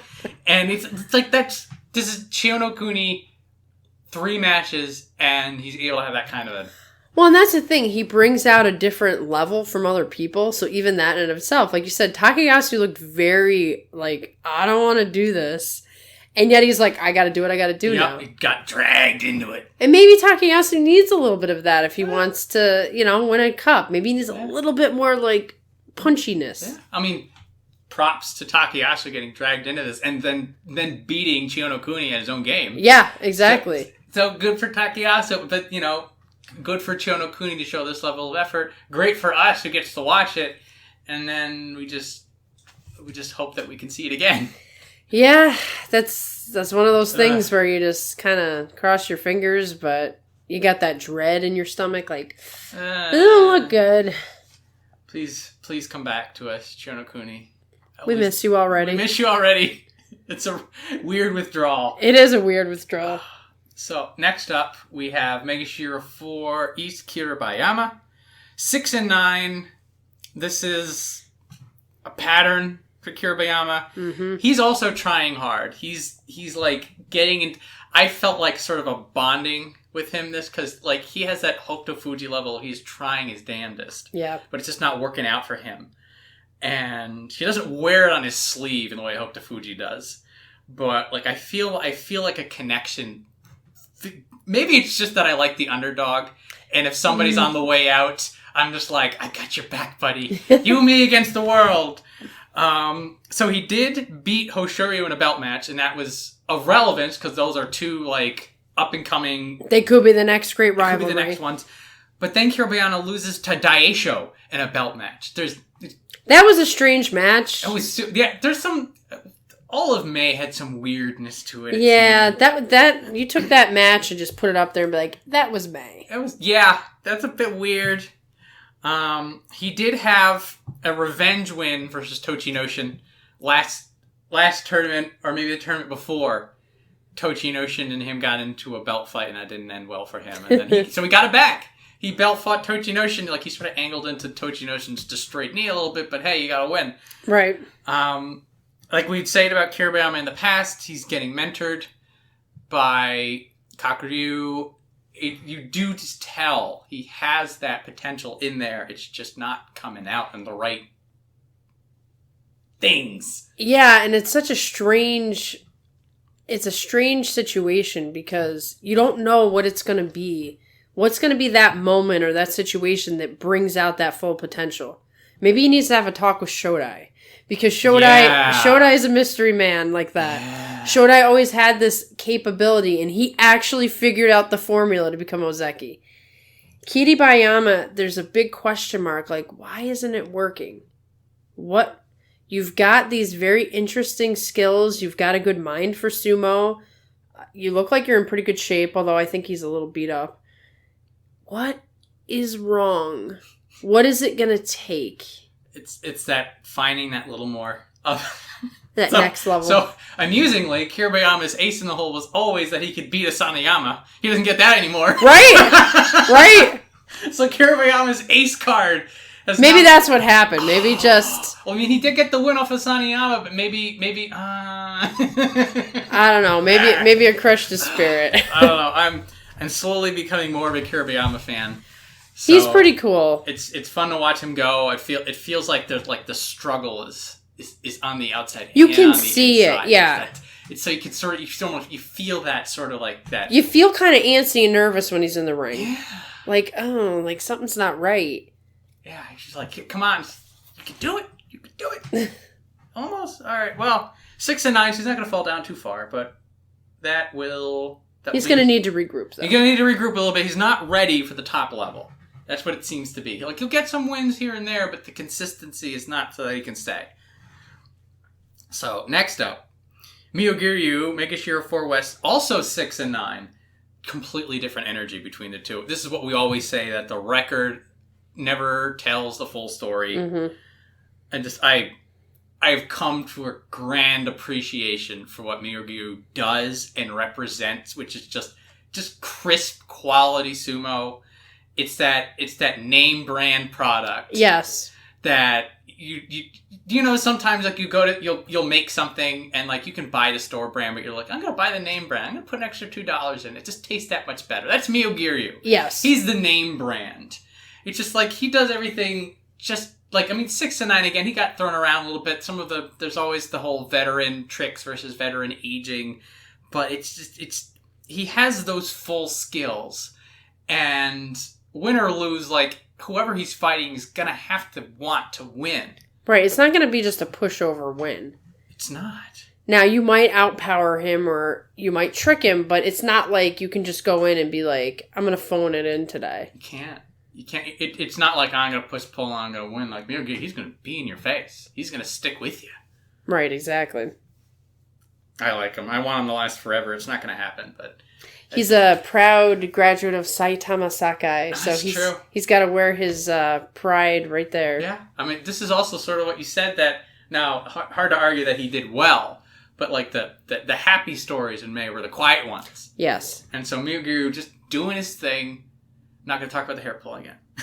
Oh, yeah, he might get lumped into that for a while. Well, leave him. Well, Terunofuji won, so they might just let it go. They'll probably let it go. It's fine. Thank you, Myogiryu. More, please. More, please. So, speaking of more, please, and it's also speaking of the results do not tell the whole story. Hoshoryu, Megashira 5e, 7 and 8. So, you would see normally somebody, the first time they hit the meat grinder, they have a losing score. You're just like, oh, well, back down. You try better again next time. Like, this is the breakout basho for Hoshoryu. This is Hoshoryu saying, all that stuff that you think I can do it. that potential that you see, look at what it can do. This was such a good match for Hoshoryu. Like, the best 7 and 8 I have ever seen. Exactly. The 7 and 8 is a heartbreaker because, I mean, he was doing throws, he was overpowering, he's got the aura already. He's got that aura of, I'm a badass, like, it's there, and he's got the skill to back it up. So it was somewhat heartbreaking to see that 7 and 8 because he worked so much harder and fought so much harder than that score is going to give him. And I'm looking forward to the next level. Like, bring your, I want to see your 9 and 6 game. Oh, yeah. And it happened. So we've seen him kind of coming along, and we knew he wasn't ready. I was surprised how ready he looked to this tournament, and then surprised that he didn't get the result for it. Seeing that leg trip of Asanoyama, the first Ozeki scalp he got. Then he got Shodai too, but Shodai didn't. Shodai was kind of out there. Still an Ozeki. I mean, he's not gonna say, "Oh, just Ozeki." He's not. He's like, I put dirt on 2 Ozeki this tournament, and he exuded that confidence right after it was over. It was kind of like, "Yeah, I can do that. I told you." He's got a great swagger, win or lose. Like when he wins, you could see it in his face. When he loses, there's a couple of losses that. Oh, when it was against Takakeisho. Like, you could tell that guy was 100% nerves fighting Takakeisho. It wasn't. That was his first Ozeki battle too. He wasn't sure how to approach it. He wasn't sure, and he fought Terunofuji before, but you're gonna lose. You're gonna the thing is that you had to know you're gonna lose against Terunofuji. Exactly. Takakeisho was like, maybe there's something I can do, and then he hits the ground. He gets up. He's just so upset. Like, he's upset that he lost. He's upset that he wasn't fast enough. He's just upset with everything. And you see it, and it's great. Yeah, it's like we want to see some. You don't have to be showboaty, but it's nice to see some emotion so that you know that they're just as invested as you are. Obviously, they are. But in sumo, you're trained, and it's the expectation that you don't show your emotion. So I like when it sneaks out. So what you said, I think Hoshoryu encapsulates everything. Excellent throws, bright future. Mm-hmm. We're going to have a lot of fun with Hoshoryu in the future. Yeah, I think he's very close to just... Yeah. Also interesting who he's next to. So next up, Onosho, making sure 5 West. Also 7 and 8. Also this emotional up-and-coming guy who we know has the potential to do well. Onosho, like, Hoshoryu was just like, he's the rocket ship. Mm-hmm. And then, like, Onosho is like a guy climbing the mountain. In terms of, like, they're both going up. You both believe if they stick with it, they'll be there. Onosho is like, it's an incremental. Every time he loses, it's just a little less one-sided. Yeah. The power is getting to the point that people can't deal with it. Once you get to the Ozeki level, the high of the high, those people know how to exploit what Onosho can't do. Mm-hmm. But both of them, that 7 and 8, is them saying, you're not going to get away with this forever, this beating me thing. One day you're going to come into the ring with me, and I'm going to put dirt on you. So both of them are channeling that time's on my side. Yes. And both of them it's the hunger. No, Hoshoryu is younger than Onosho, right? He's like one of the young guys. I believe so. I think he's like a 21-year-old. Let us consult. 1999 is Hoshoryu for his birthday. So yeah, that makes him 20. Happy birthday! Oh, Hoshoryu! Happy birthday! Well, it was May 22nd, but yeah, that was yesterday. Yeah, and then 96. So both of these guys are pretty young. So that makes him 22. I can't do math right now. We're 22 and 25. So yeah, so like Hoshoryu, and this matters. I bring this up because age matters. Every year in sumo is like 10 years in like human life. Uh-huh. So, being 22 years old, Hoshoryu, like, if he just starts looking good, like, next month, it's like, wow, he's Ozeki material. I mean, that's what happened with Takakeisho. Mm-hmm. That's what happened with Hakuho. Hakuho became Yokozuna at 21, 22. Mm-hmm. Onosho being a little bit older, he's starting to get to a point where he's got to turn it around now if he wants to have a long career in the higher ranks. It's not that you can't do it at 28. That's what Terunofuji's doing. But if he wants to have some longevity, he really needs to start making his move right now. Yeah, it's the slow, steady improvement, which is good to see. But then that is a good point. That before Onosho, you're just like maybe like fast, steady improvement. Maybe get a little faster. But great to see Onosho, and it just feels it just soon. Marinate on it a bit. Marinate, yeah. Not too long. Don't put it in the freezer, put it in the fridge. Exactly. And maybe we're there. Refrigerator Onosho. That's the takeaway. So, next up, we mentioned him very quickly before. Hidenoumi, Mega Series 60s, 5 and 10. This hurt a little bit for me because when Hidenoumi hit the top division last tournament, he was looking fine. Mm-hmm. And he had the power, the swagger, the belt technique, and this time around, he looked a step behind rather than a step ahead. And so maybe this is just the sudden step up in competition. He did sort of jump the list a lot because of how weird March was. So maybe he got out of his depth. He sort of grew a little too fast. Maybe he was injured. Everybody's injured. There was some grimacing and some limping that he was doing. So I'm like, uh-oh, could be that. But this is just his second time in the top division. It's not that big of a deal. And really for him, it's just like, let's give him some time. He needs time. And like you said, he jumped way up. Maybe just the step change in competition overwhelmed him. Mm-hmm. So you really do need to give him a little bit more time to decide if this is a pattern, if this means anything, if it's a one-off. How does he respond after having a record like that? So I'm going to hold off on any actual judgment, more like, let's keep an eye on him. Keep an eye on him. We'll see. Well, also we'll see maybe going down, we'll get him 10 and 5 again. And that's telling. So yeah, maybe you're right. Maybe we should just give him some space. Yeah, well, we'll see July. We can make a determination in that tournament what kind of guy he really is. We know he's not a breakout hit. So maybe he's still a hit. We'll see. Hidenoumi, I got my eye on you. I'm thinking, I've got great plans for your sumo. And you better talk to your brother and, get it together, come up with a plan. Yeah, both of them. Because I don't want your brother going anywhere either. Both of them got it. So, next up, Ichinojo. Every time we talk about things with Ichinojo, it gets better and better. 9 and 6 at Mega Series 6. He's outlasting people. And he's outrunning people. Which is very strange. It is terrifying. He chased Shimanoumi down in their match. He just running. I was like, seeing that guy run at you would be terrifying. I sat back in my chair. I'm like, whoa. This is great to watch. I am excited. So they threw him to the wolves a little bit. Now I'm blaming Asanoyama for this because he fought Takakeisho, Terunofuji, and Mitakeumi near the end. Matches that they probably would have had to deal with Asanoyama. Right. But, this is something they also do anyway, that once somebody has a pretty good winning record, they'll throw them all the way up and see how it goes. So they have a tendency to do that with Ichinojo specifically, though. Yeah.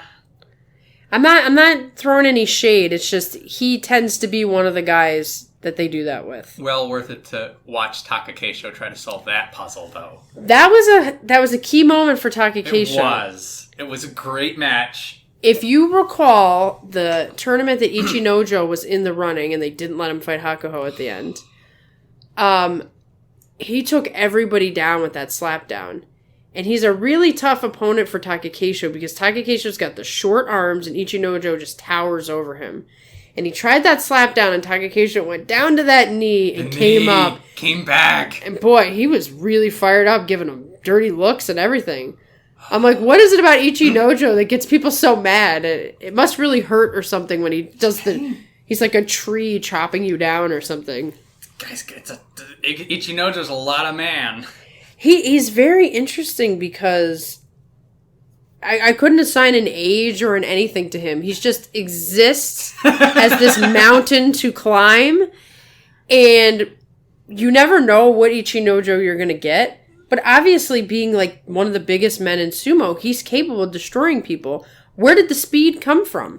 Oh, man, that was a new thing for me. I probably would have run out of the ring if he was chasing me. If I saw, I would have, like, you know, like when a car runs at you? Yeah. You just dive. You're like, ah. Yeah. Tobizaru just... Yeah. Yeah, you tuck and roll. That is a response to Ichinojo running at you. Unless you're Terunofuji.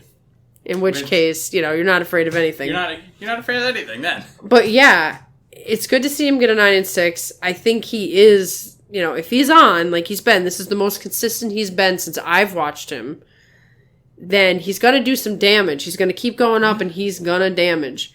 I don't want him fighting Takakeisho, though. Well, good news, bad news. Well, bad news is that he's definitely going to fight Takakeisho next tournament. Yeah. But it'll be good news for Ichinojo.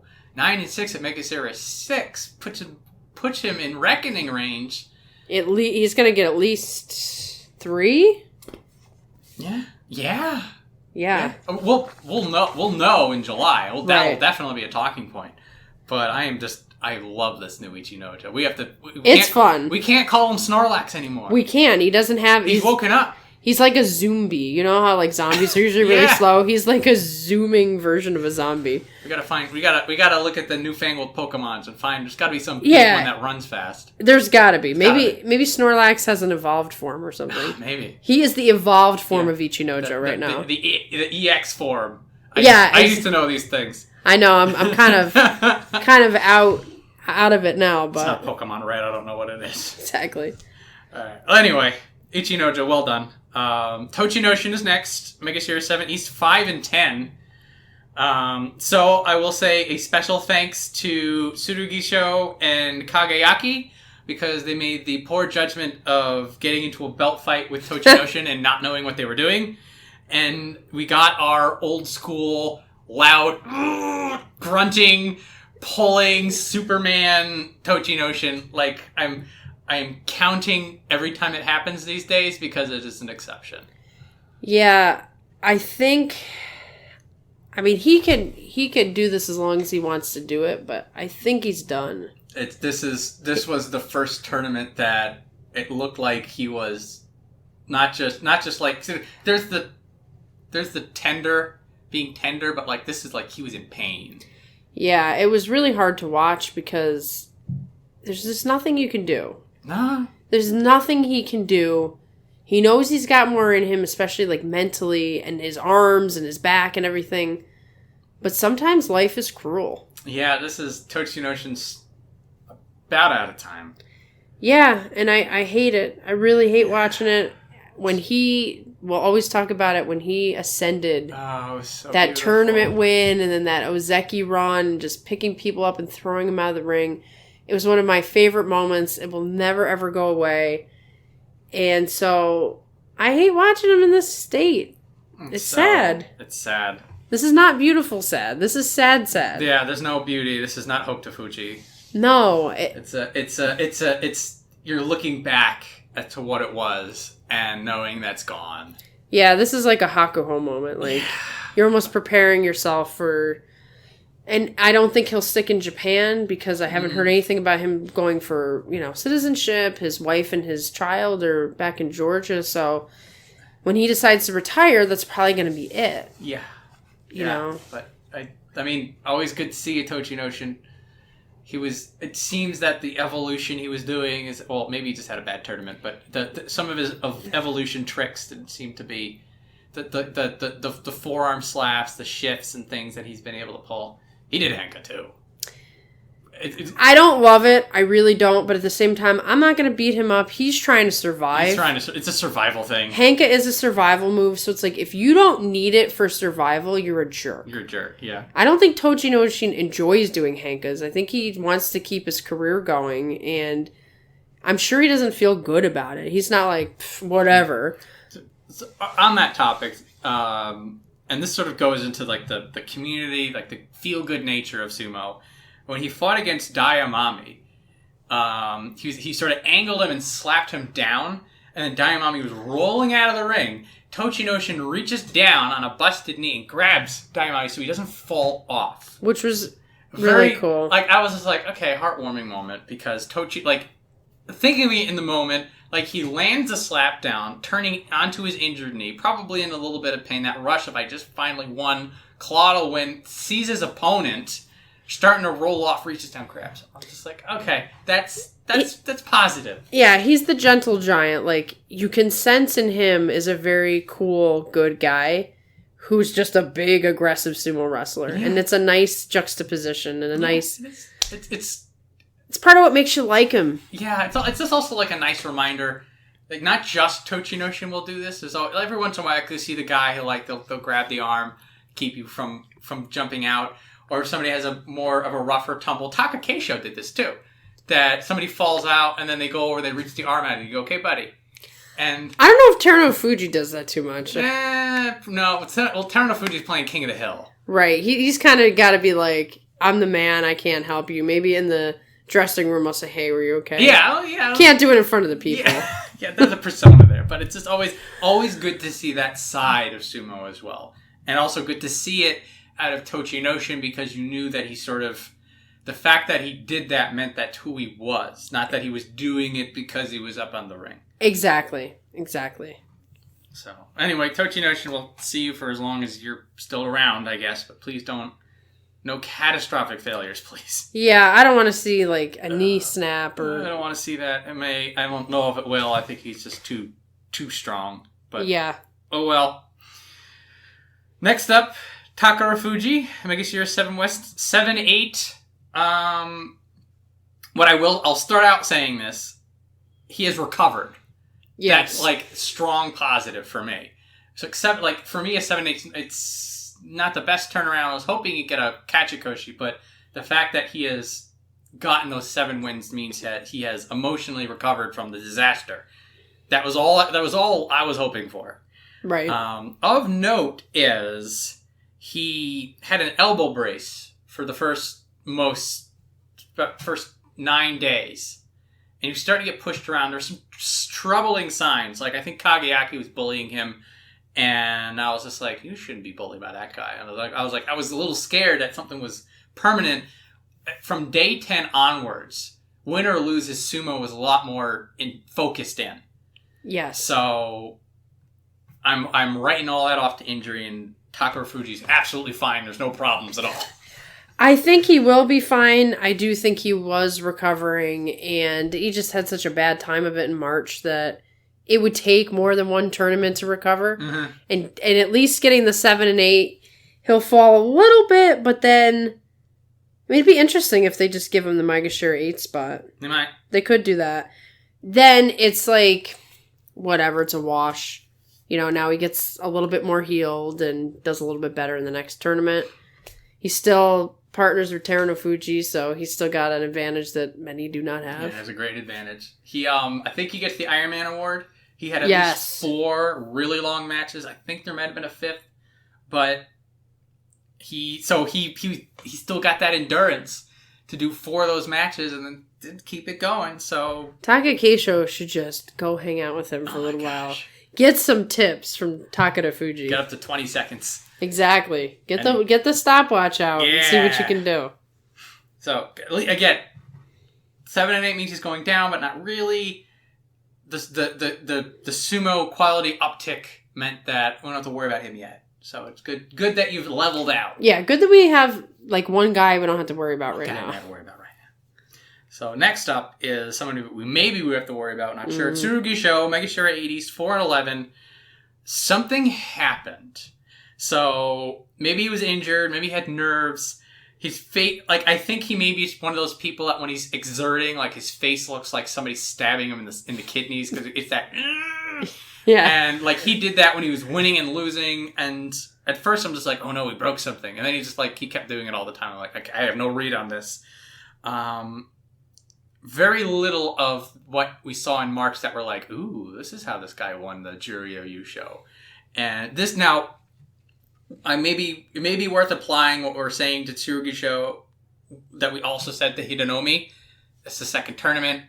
There could be nerves. There could be injuries. Maybe he went up a little too high. Maybe he swung a little above himself. But it was a rough one for him. Yeah, he's going to drop pretty low with a 4-11, but he won't get knocked out. But he will drop. He'll drop. Still got the belt work. Still has fighting spirit. I always like it when people will win. Oh, never mind. He didn't. He beat. Yeah, I was about to say his last one was against Aqua, which is like, oh, that's another story. Yeah, we haven't gotten there yet. Haven't gotten there yet, but he was trying. Like there's no give. There's no matches that he just like, oh, never mind. He beat Ichinojo. He did beat Ichinojo. I mean, that matters. That was a weird match. Because that was the everybody was fighting underwater. It was like they spun in slow motion. Well, that's two very massive men. Yes. In two different ways. So Ichinojo's probably not used to dealing with someone like as massive as he is. Yeah, it was interesting. But a little bit of that sumo that we saw in March is there. So put him on ice for July. We'll make judgments on the two of them later. Yes. Next up, Endo! Megashiri was 11-4, Dark Horse Endo. So I think every day, almost every day of the second week, Marie and I are talking about the results, and I send her a message I'm like, Endo, you show. Endo, you show. And I was like, that's cute. And then I was like, oh, maybe this is actually going to happen. Yeah, like around when he beat Takakeisho and Terunofuji, I put the caps lock on. I'm like, Endo Yusho! Endo Yusho! I was flipping out! You know, it's interesting because we've put Endo in the Mitakeumi category a couple times, but I always felt like it wasn't exactly fair because it's like there's something about Endo. He is very, very skilled. Mm-hmm. He's one of the most skilled guys in the tournament. He has all this bag of tricks. He can beat anyone on a given day. He just doesn't do it. Now, right before we were going to do the show, I watched Chris Sumo, and I'm very much looking forward to when he does his full profile of each wrestler after the fact. He mentioned something about Endo needing to do shorter training sessions. And I'm like, what's that about? And it makes me think he's got some sort of chronic condition. And that is the reason he's never ascended. Huh. I had never heard about it before, but the way Chris described it sounded like Endo has a chronic condition. He cannot train the way everyone else can. Maybe it's not a physical one. Maybe it's something else. I have no idea. It was the first time I heard anything like that. So I'm looking forward to seeing if Chris does a full profile on Endo and what might be going on. But if it is an injury situation or a health problem, because I have no idea, that would explain why Endo doesn't get where Endo needs to get. Because he is so skilled. He's so talented. He always has been. And this was the first tournament in a very long time where it's like, this is the Endo that I expect to see. Oh, it's the one we were hoping to see. This is the one that would show up like 3 or 4 days. Right, and then just collapse. And then would not, and then somebody else would show up. But like this one showed up, like the throw on Terunofuji. The stuff of legends, like the wherewithal. So you had mentioned about how Takakeisho closed the eyes, went in, but like the knowledge, the confidence, the reflexes to see that and saying, if I do this, I can chuck him. Yeah, that's like that is almost supernatural. Right, you could see the tactician ability in the way that he fought in this tournament. If you watch that match, or if you watch the slow motion replay, you can see Endo never takes his eyes off of Takakeisho. He's expecting Takakeisho to do exactly what he did. This wasn't Shodai, I'm on the edge, what's going to happen? This was Master Tactician Endo saying, I know Takakeisho can launch me out, but I also know I can use his momentum against him. Same with the Terunofuji situation. He pivoted in midair. And if you watch that in slow motion, he pivoted so much that he's like, his whole body is above the ring. Not even his hair touches the ring. And Terunofuji goes down. That was some sick magic. That's all I have to say. It's crazy. I'd like to go back, like I said, I'll probably watch Chris's video because Chris will have all the footage and see if I can see in other matches him strategizing. I mean, what a fascinating wrestler he actually is. And if he really does have a physical condition or something else going on, that's a shame.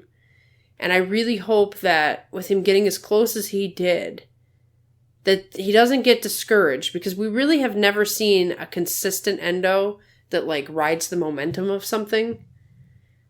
But we've also never seen him get this close. I've never seen him this close. There's taking this as like a hip fire. Like, there's 3 ways this goes. One is that there's this awakening, and maybe it sputters and it goes on, but, like, Endo starts to go up a little bit, like, when she tastes it. When she realizes he can put dirt on probably the next Yokozuna. Mm-hmm. There is the... Maybe he gets in his head a little bit, and so, like, he's a little bit better, but then sometimes he's a little bit worse. I am afraid the clock will strike midnight, and he's going to turn back into a pumpkin. Me too. I really... Like, I feel like that's what's going to happen. He's going to show up in July, it's going to be 7 and 8. Or it'll be, like... And then it'll just be what it was before. But... Man, just this kind of Endo sumo.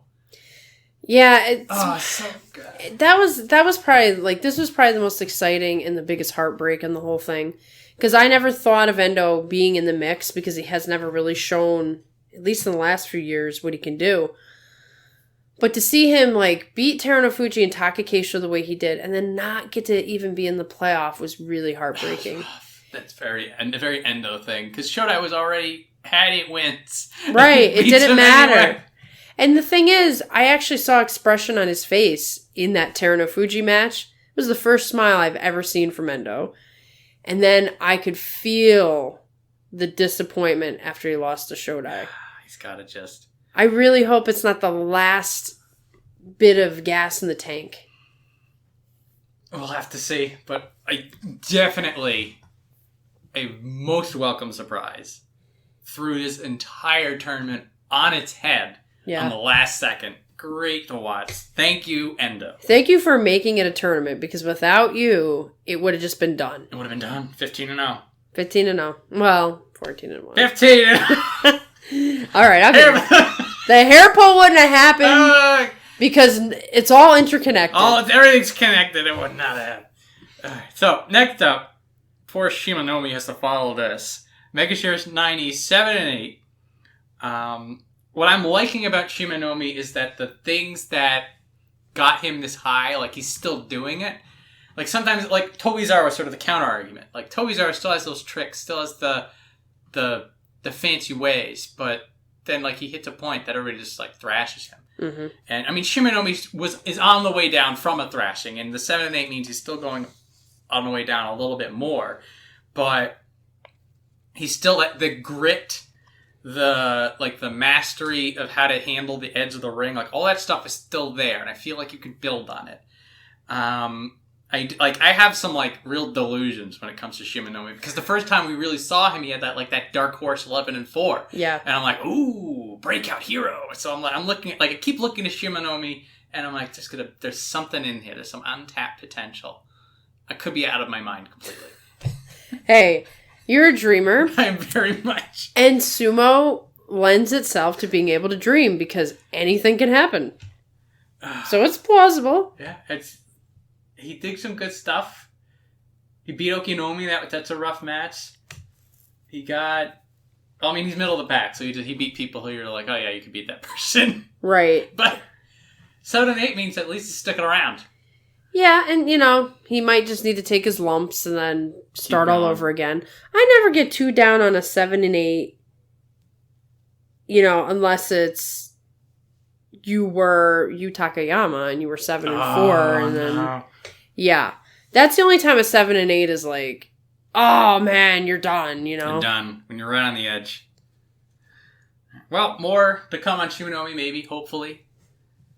I see you have pencil him in as 2022 Dark Horse Yusho winner. That, my friend.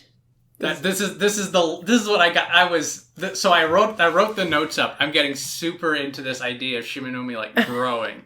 Because I'm looking at his sumo, and I'm like, if he just does this and this and this, like, it's a long list of things that he needs to work on. It's like, but then he'll be I'm like, you can do all that in a year, right? I'm just like, he'll win next year. And I wrote it all down. I forgot to delete it. Well, what's funny is, if it happens, you are the only one who called it. I am the only person looking at Shimanoumi and saying, that guy could win a wrestling cup. Well, nobody thought he was going to be 11-4 when he did it, so... Gosh. Yeah. There's precedence. I do feel that I need to rein myself in for Shimanoumi. I don't know what it is about him. There's just something like... maybe it's the grit. Maybe it's the fact the grit. He just like threw... didn't he beat... Who did he beat when he was in 3? Was it Takakeisho? Terunofuji. It was Terunofuji. It was Terunofuji on that. That was an awesome match. Because out of nowhere he beats Terunofuji, and that was one of the wins that caused the playoff. Right, and that was a definitive win. That wasn't I got lucky. So it's like if you've got that in you, anything is possible if you could bring it out again. Yeah, it's the same energy that like I feel Hoshoryu has. Mm-hmm. But like with Hoshoryu, like he's gonna let you know he has this energy. It's right, where Shimanoumi, it's like kind of bottled in there. It's all inside. So like maybe I'll go inside, it's just an empty house, or maybe it's just all ambition. I'm going out of my mind here. Thank you, Shimanoumi, for fueling my delusions of grandeur. By all means, take this as motivation and win it in 2022. There you go. Or sooner. Hey, we won't be seeing Asanoyama till then. Hey! So next up, we have Kagayaki. Megashira 9 West 6 and 9. A lot of what we said about Kagayaki in the past is still true here. The distinction is that Kagayaki, part of what we were thinking was going on is that he climbed a little too high and he's just getting knocked back down. But we said that before, and now he did it again at Megashira 9 West. Worth noting, he's part of the Takadagawa stable, which Ryuden got benched for COVID, so maybe that's an extra nerves. And this is the 1-year anniversary of the death of Shobushi.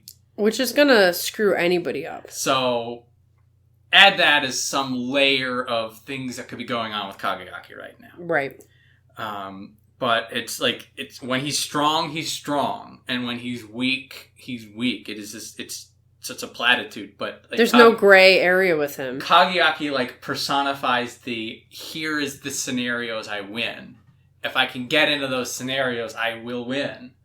And if he's pulled out of that, if he's put into an area that he's not comfortable in, then he's not going to get those wins. The problem is that the opponent has the playbook. Yes! Because Kagayaki's been around a long time, and he's fought a lot of these guys, and they all kind of know him. Because sumo doesn't happen in isolation. They all know each other. Uh-huh. Before COVID, you would go to people's stables and you would train and, everybody kind of knows each other's fighting style if you've been around for a while. These young guys get away with things because you're not doing the inter-stable training sessions and they're new and nobody's really seeing what they can do. Kagayaki can't really hide who he is. Yeah. So if your opponent has your playbook and you don't have any footnotes that they haven't seen, then you are going to lose. Yeah. But like you said, he does have a lot of stuff going on, and maybe that needs to clear his head. It could be needed. I mean, it is a good point you're making that if you're somebody who's a more static sumo guy, that it'll be a little bit easier to read you, to anticipate you, and when you are somebody like Tamawashi or Takakeisho, everybody knows what you're going to do. The way that you win is to just be so good at it that nobody can stop you. Yes. So maybe Kagayaki either needs to lean into that specialist or needs to branch out a little bit. Right. He's got to pick a lane. He's got to pick a lane. It seems that way. But he's still got that strong focus, and he's got the moxie to pick a belt fight with Tochinoshin. Right. So exactly. There is a value in recklessness sometimes.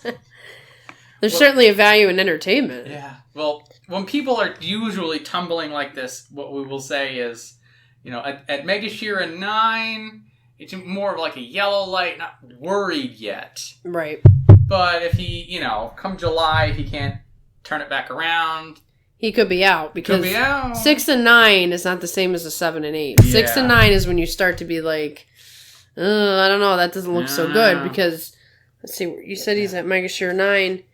He could drop down 12. 13. You get a 6 and 9 and 12 and 13, you're in Juryo. Yeah. If everybody else does well. Yeah. So really, he's got to get it together for July, and hopefully he will. We'll see. Yeah, it'll be his first notice. But Kagayaki's still got it. I'm not. I think when he drops, he'll actually be okay. I think he'll be okay. We'll keep an eye on. Just hope he gets through a rough month. Yeah. That's really it. So, next up, Tamawashi makes your 10 East, 7 and 8. He's got that new belt energy. I always like pointing that out, that dark blue. That was a nice color. It looks good on him. It does. I have a, well, it's a bone to pick. It's not very defensible, but during the broadcast, a lot of times whenever Tamawashi would lose, people are just like, veteran showing his age. I'm like, yeah, get out of here.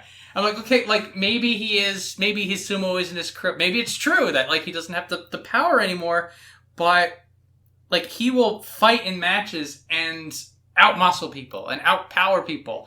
And I keep saying this, that I feel it's his losses is less him fading and more everyone around him getting stronger and smarter and like you had said about Kagayaki, people know his playbook. They know what to do to win against him. So I feel like he's fine. And maybe some of this is me just wanting him to be fine. Well, it's interesting because, obviously the announcers have more access to him than, say, we do. But at the same time, sometimes I feel like they make comments like that because they don't know what else to say. It's so easy to say, oh, it must be age. I agree with you in that he doesn't look like Tochinoshin, okay? Tochinoshin looks like somebody who's fading out. Tamawashi just looks like you said, stagnant. He's not getting any better. He's not getting any worse. Everyone around him is getting better. And what hurts a veteran the most is that they've been around so long, everybody knows the playbook. Mm-hmm. Tamawashi does the Nodowa. They know he's going to do that. He does the Kimidashi. He does crazy stuff to your elbows. They know he's going to do that. So if they're a little bit quicker, then they're just going to make sure he can't touch them. Yeah. And what's he going to do about that? Can't at this point. He's just hold fast. So, right. So. Well, I mean, he's 30. 36. 36. So, yeah, in sumo years, he's dead. Yeah, pretty much. It's like 36. What are you doing? Now, I think Hakuho is 36 now. Like, Tamawashi's going. He's getting up there. Yeah, Tamawashi's going to 20 or 37, and Hakuho. Tamawashi's still the oldest person. He's got Hakuho beat by that, but only by a year. So Hakuho is right behind him. Yep.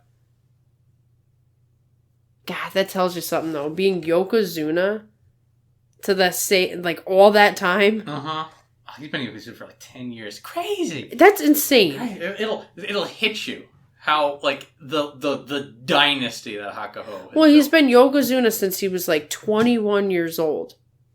That's insane. It's insane. We've seen so many guys come and go since then. And here he is, top of the chart all the time, greatest of all time. No one can tell me he's not. Whether you like him or not, whatever. His sumo is the best you're ever going to see. Yeah.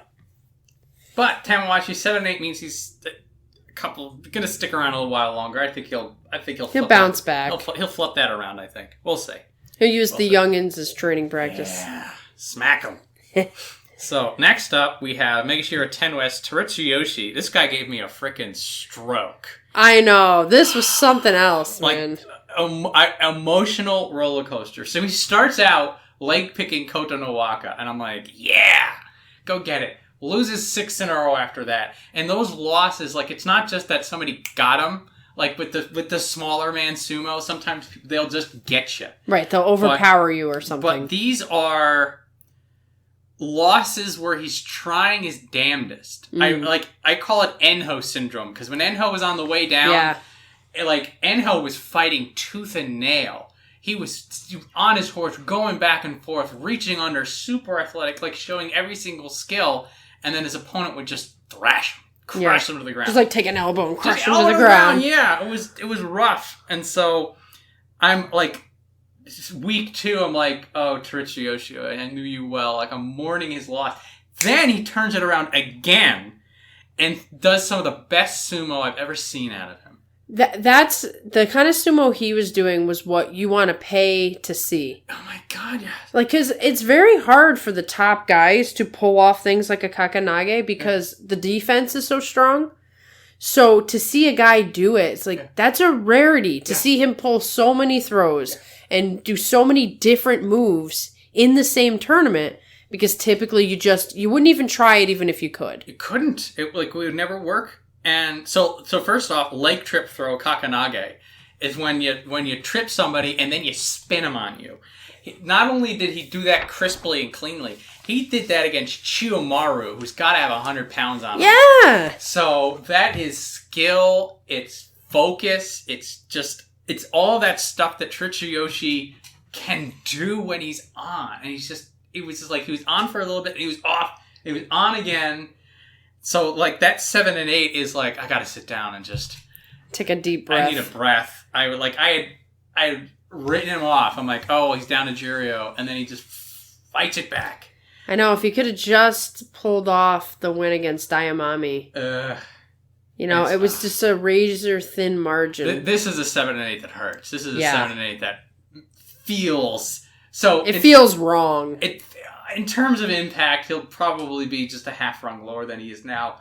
But, man, Terutsuyoshi, he's got those moves. I hope that he's got to get some consistency, because you just don't always see this side of him. And if he could stay consistent, I think he would really gain popularity in the sumo world. And it would be really fun to see him try to do some crazy moves against bigger guys. Oh, we saw him pick Asanoyama, but truth be told, Asanoyama he's so prone to getting fooled. He's a linear. Well, he's not doing anything right now. It's true. Terutsuyoshi, well done. Just next time more wins, please. So next up, Megashira 11 East, Kotonowaka 7 and 8 again. A bit of a different 7 and 8 this time, because last tournament I was really worried about Kotonowaka. Yeah. Because he wasn't doing belt sumo. He didn't look like he was really there. 7 and 8, he's not back, but I feel like he's waking up, because there's a lot of that timing that he was so good at. That he would read people's thoughts. Yeah. And it's just like, I'm going to throw you, and now. And then they go flying. And, you're watching it, and you don't even know what happened until the replay. You're just like, how did he... They were locked up in a stalemate. How did this thing happen? What the heck? And so that's the stuff that he was pretty good at. And it was that mental whatever that was plaguing him, it's starting to disperse. So I feel like either July is going to be the Kotonowaka that starts it back up, or maybe this is, the mental toll is something we always talk about in sumo. Mm-hmm. That it's 5% physical and 95% mental. Yep. And he's just so young and inexperienced that you just don't know where he's going to take it at this point. Certainly I think several years from now, if no injuries happen, he'll settle in and he'll be more consistent. It's just, is he ready yet? Or is it going to take some time? It's the hope. It's a hope for Kotonowaka. So keep an eye on him. There's a lot of people keeping an eye on. July's going to be the basho of just staring. Well, because March was so full of action and things happening, and then May was like I said, a car accident. It's a car accident. All of a sudden, people are flying out of windows and and losing their rank and retiring, and it's like, whoa, slow down. Now we have to be cautiously staring, okay, are you okay? Everything good? Everything good, okay. But also 7 and 8, not too bad. So, we'll get there. So next up, Chiyo Shoma, Megashira 11 West, 8 and 7. Every time, I'm I think I got him figured out. I think no more new tricks. Then he does a new trick. I'm it's fun all over again. I absolutely love this guy. It's every tournament. He does something, I'm you can do that? Right, you're completely thrown, I thought I knew what you were going to do, but it wasn't that. It's the bag of tricks are endless with him. So he's got 2 henkas, but the thing, for him, you're just what did you expect? They should not, I still don't love him. I'm not going to give anybody a pass except for, a really tiny guy, but Chiyo Shoma's been doing henkas forever. Yeah. So if you don't expect a henka from him, that's on you. Chiyo Shoma's just a really big, really tiny guy. Exactly. So at this point, this is what you get. It's a lion with the heart of a mouse. Something like that. Yeah, it's the reverse of what it usually is. He still acts like a small sumo guy, even though he's quite big. Like I said, they know Chiyoshoma's been around a long time. If you get hanked by him, you should know better. So, I think my favorite thing was against Ichinojo. Again, Ichinojo on fire this tournament. Chiyoshoma hits him, spins around him, gets him confused and backwards, and wins via conga line. Yeah. he's got him from behind, and he's running, just pushing him forward. I was laughing. I was like, what is this? If he wasn't so tall, it would be like watching Enho do it. That's the interesting thing. It's like Enho would have done a move like that. Yeah. Well, this is what's so interesting about Chiyoshoma is that he's got this big bag of tricks, but then he acts like the line with the mind of a mouse. It's so fascinating. I love it. More please. The 8 and 7 means he's around for a little while. I mean, he was 6 and 7, so a little bit of a nail biter at the end for him. But every time Chiyoshoma gets an 8 and 7 or a 7 and 8, you're just like, one more time around the wheel. Right, we're still going strong. It's so good. I love it. The veteran fox at it again. He is the epitome of what a fox would look like if it was a sumo wrestler. Yeah. Yeah. Also, one of his hankas was against Aqua. You didn't even need to hank. Yeah. That one, I really want to throw a little shade on that. It's like, Aqua, okay, he's been in 2 car accidents, a bike accident, got COVID. Will you leave the man alone? Chiyoshoma says, no. No. I will hank at anyone. You have to understand, if you think I'll have mercy, you'll think I'll stop doing it. Well, I mean, Aqua was probably just like, man, I gotta get out of this tournament. He didn't even look that disappointed. It was just kind of like, whatever, man, you're killing me. Thank you, Chiyoshoma. Oh, God, more of win, lose, draw. Who cares about winning when you can beat Chiyoshoma? Right. Next up, we have another feel-good story. Kotonowaka, 9 and 6. So, we had talked a lot about how Kotonowaka felt like he was lost. This is the, I'll say, tentative return of the small man, strong man sumo. So, still some consistency issues. There's a couple of matches that it looked like he was frustrated. But there's some bigger, meaner people, well, meaner in finger quotes, but like Tamawashi, Okinomi, and Daieisho. All these guys got size on them, got power on him, which is the important thing in strongman sumo. What do you do if the other guy can crack you in the face? Right. And all got technique on him. And he beat him anyway. Yeah, it was a really interesting tournament for him because I don't know how to explain this. He looks so strong, but as he's pushing these guys, you can see how hard it is. Yeah. He pulled it off, which is great, but it's like he's not as strong as he looks because they are just so much bigger. So, like, he's a strong dude. You walk down the street, Kotonowaka, I mean, the average person is going to be, like, ducking away, like, if he was angry at you. Like, this dude is huge. But compared to these, like, massively large wrestlers, they outweigh him. And so, even though he's strong, he doesn't have the weight advantage. So it was sort of like a slow-mo win is the best way I could put it. Yeah. Sometimes like he'd be pushing someone out and he would win, but it wouldn't be quick. So it's like, looks like he's running, but it's taking forever to push them out of the ring. It's such an effort for him. Yeah, so my mind gets kind of topsy-turvy when I'm watching him because I don't even know what I'm watching sometimes. But he is one of my dark horse picks. He's one of my guys of the future. I was very happy to see him get a 9 and 6. I was starting to get worried that something was just never going to click. Never going to work. And this was he was one of the people we were watching before. Maybe now we can take a breather on. Yeah. Sigh of relief. Oh, so speaking of sigh of relief, Okinomi, Megashira 12 West, also 9 and 6. So Okinomi had a disaster of a basho in March. Yes. And it was so bad, like, we didn't know if this was just the trapdoor being pulled out, which will happen sometimes. It's somebody who just wakes up someday and they just suck. But, it's never the people we expect. So I was scared. I was scared for Okinomi.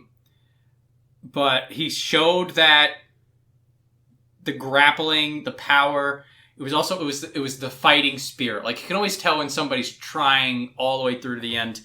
he was fighting Chiyomaru on day 8.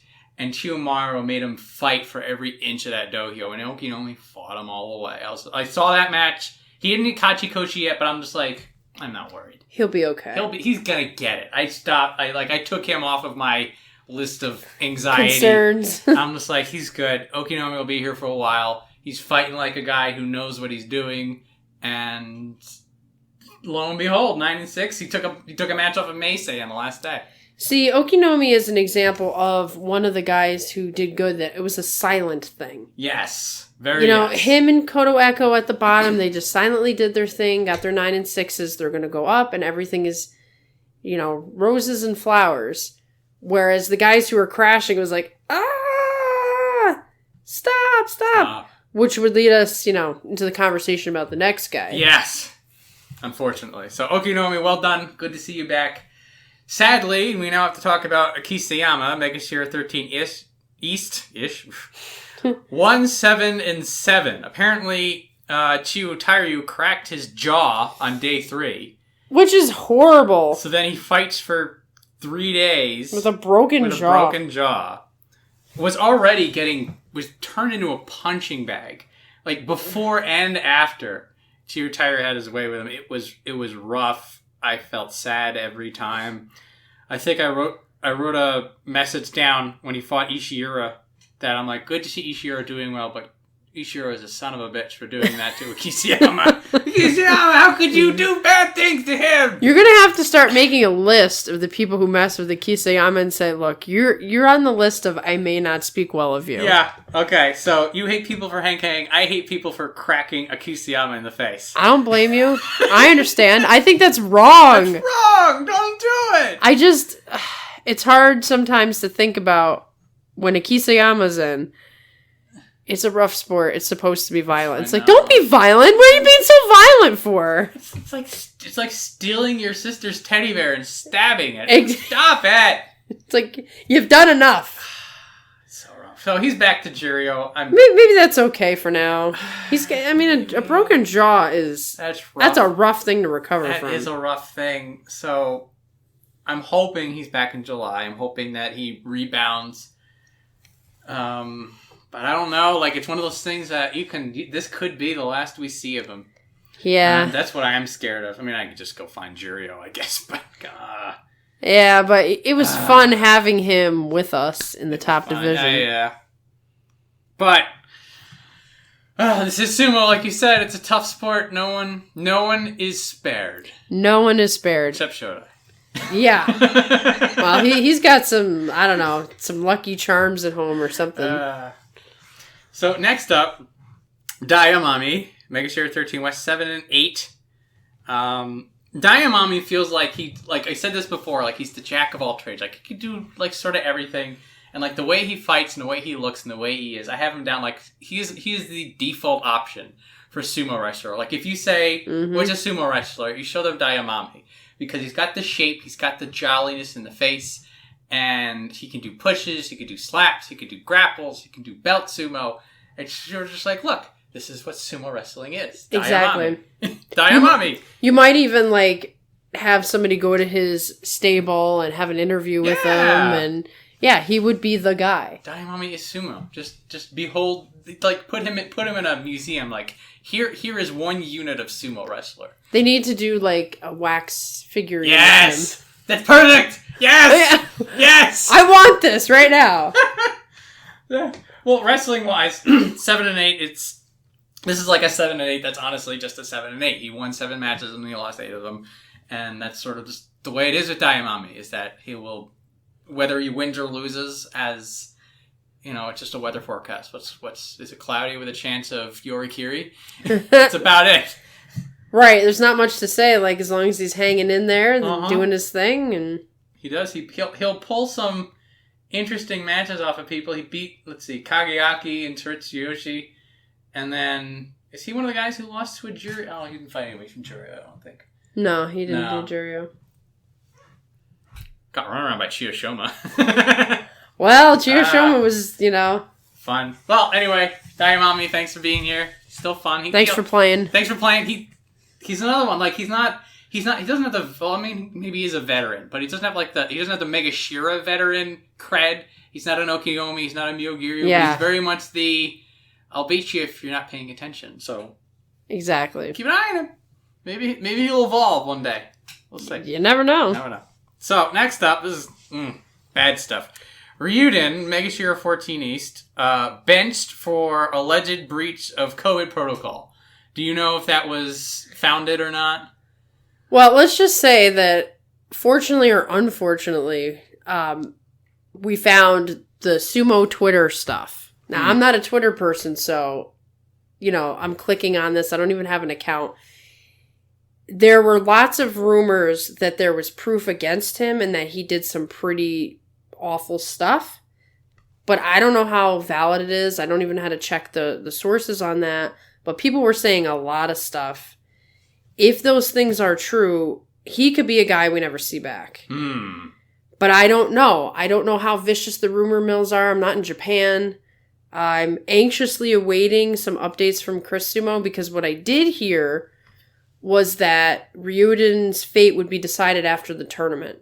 Once again, I don't know if that's a rumor thing either, but it might have been that they needed time to look at this supposed evidence. I didn't even know he was out for that. I don't know how I missed it when I was watching the tournament. I found this out at the end when Asanoyama did his stuff. So all of it's very new to me, very shocking, and I don't know what we're going to see. We may not see him back. May not. So if, at minimum, if they're like, whoops, never mind, he's Jiryo. If he's getting punished, then he's going to fall way down. And his sumo is not up to snuff to coming back the way it would be for Asanoyama. So yeah, this could be the end of Ryuden, which is unfortunate. And shocking because I never saw this coming. Sudden scandals. But, well, thanks Sumo, I guess. In any case, well... he's dealing with the, I'm not making excuses because I'm not there. I don't know anything that's going on, but he is also still reeling from the Shobushi situation. And who knows, maybe he went off the rails because of that. I don't know. But it's one of the car wreck parts of this tournament. This is not something that makes you feel that good. This is a disaster. Yeah, this is the call the ambulance. Yeah. But, well, without further ado, let's go to a feel-good part of this. Chiyotairyu, Megashira 14 West, 10-5. Finally, this was what we hoped Chiyotairyu would come out the other end. And we were wondering if it was going to happen because he was looking pretty lost and pretty unlike himself. And then this tournament was like, oh, he's back. He's back. So he was losing weight. He was changing his Tachi. He was working through all sorts of stuff. He had the COVIDs. He was already on a downward tilt when all this started to happen. So then now we get to 10-5. And this 10-5 was strong Tachi, veteran skills, just blasting people out. A lot of he did the pull pushes a few times, but he was pretty aggressive too. There was aggression. There was, I want to be here. And when you're injured prone, when you don't feel like, when the confidence isn't there, you don't fight this way. So Chiyotairyu had a mental revival as well that coincided with his body catching up to where he wanted to be. Very good news. He's back, baby. But now I have to ask you, is he on the list? Because he's the one who cracked Akiseyama's jaw. Well, it was funny. He was fighting somebody, and somebody gave him a slap across the face. And he got real mad. Like, he did one of those, like, you can they don't show them mad. What they do is they stare at people when they're off the dohyo.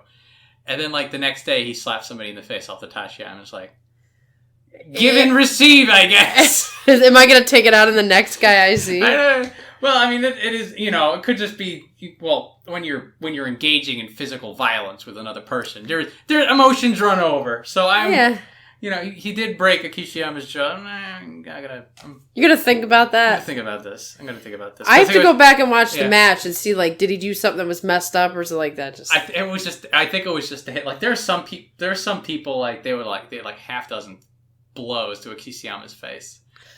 Well, like Hakuho, he's done some shady stuff when it comes to that. Like laying out Endo the one time with a forearm. Chiyotairu, I don't think is the type to do that. So if Hakuho did that to Ikisayama, I think you'd... I'd be mad at Hakuho. Yeah. I think it'll go away too. Also, you can't hold grudges for too long in this sport. No, because it is a violent sport. It's violent. You just put this kind of a thing. You're just like, okay, yeah, well, we gotta, next match is tomorrow. It's Terunofuji's mindset. You're just like, the past is in the past. Let's just keep going. Yeah. I don't know. I hold grudges. I'm still mad at Tamawashi for hurting Chiyonokuni the first time. Yeah. I shouldn't though. It's a great joke. It's a joke now. It's a joke now. So I'm hoping once when I'm not as tender as I am now, You'll be able to move forward. I'll be like, Chiyotairu with a right hand you could break a jaw with. But it's too soon. It's a little too fresh right now. But I'd like to think that I'll get to the point that I can make the joke. Just not right now. Chiyotairu, I'm just like, I'm happy with your 10-5. I'm happy that you're not going to die with a whimper. Yeah. You weren't going out the way it looked like you were going out. Like you turn that ship around. So we're good now. We're good now. Just come talk to me in September. Ooh, he doesn't even get July. We'll see. We have to go through there's the denial, there's the angle, there's the depression. I gotta go through the steps. That's true. Go through the steps. And I'm gonna give it to you. Yeah. And hey, and again, any veteran who can turn this around, not only is it just great to see, but it is that much harder than if you're 22. Exactly. So, that's props to him too. So good stuff for Chiyotairu, mostly. It's just positives, negatives. When it's a net positive, we'll say that. Okay. Net positive. Ooh, more net positive. Hey, happiness. Kaisei, Mega Sierra 15 East, 9-6. Every time Kaisei fights him, like, is this the last time? I never know. What was nice this time, though, is compared to other floundering people in past and future, Kaisei had a consistent forward momentum. So usually when somebody's big and slow like this, like when we had Snorlax and Snorlax before the new and muchly improved Ichinojo, he would just stand there and lean on you, and then if he got the momentum, he'd go forward, and if he went backward, he lost. That's sort of what ends up happening when you're big or you're injured or you're slow. Kaisei is always pushing forward in this tournament. He's always putting pressure on. Now, you can still outwork him. You can still outmaneuver him. You can still outgrapple him. But it's not like he's just standing there waiting for you to make a move. He's aggressive.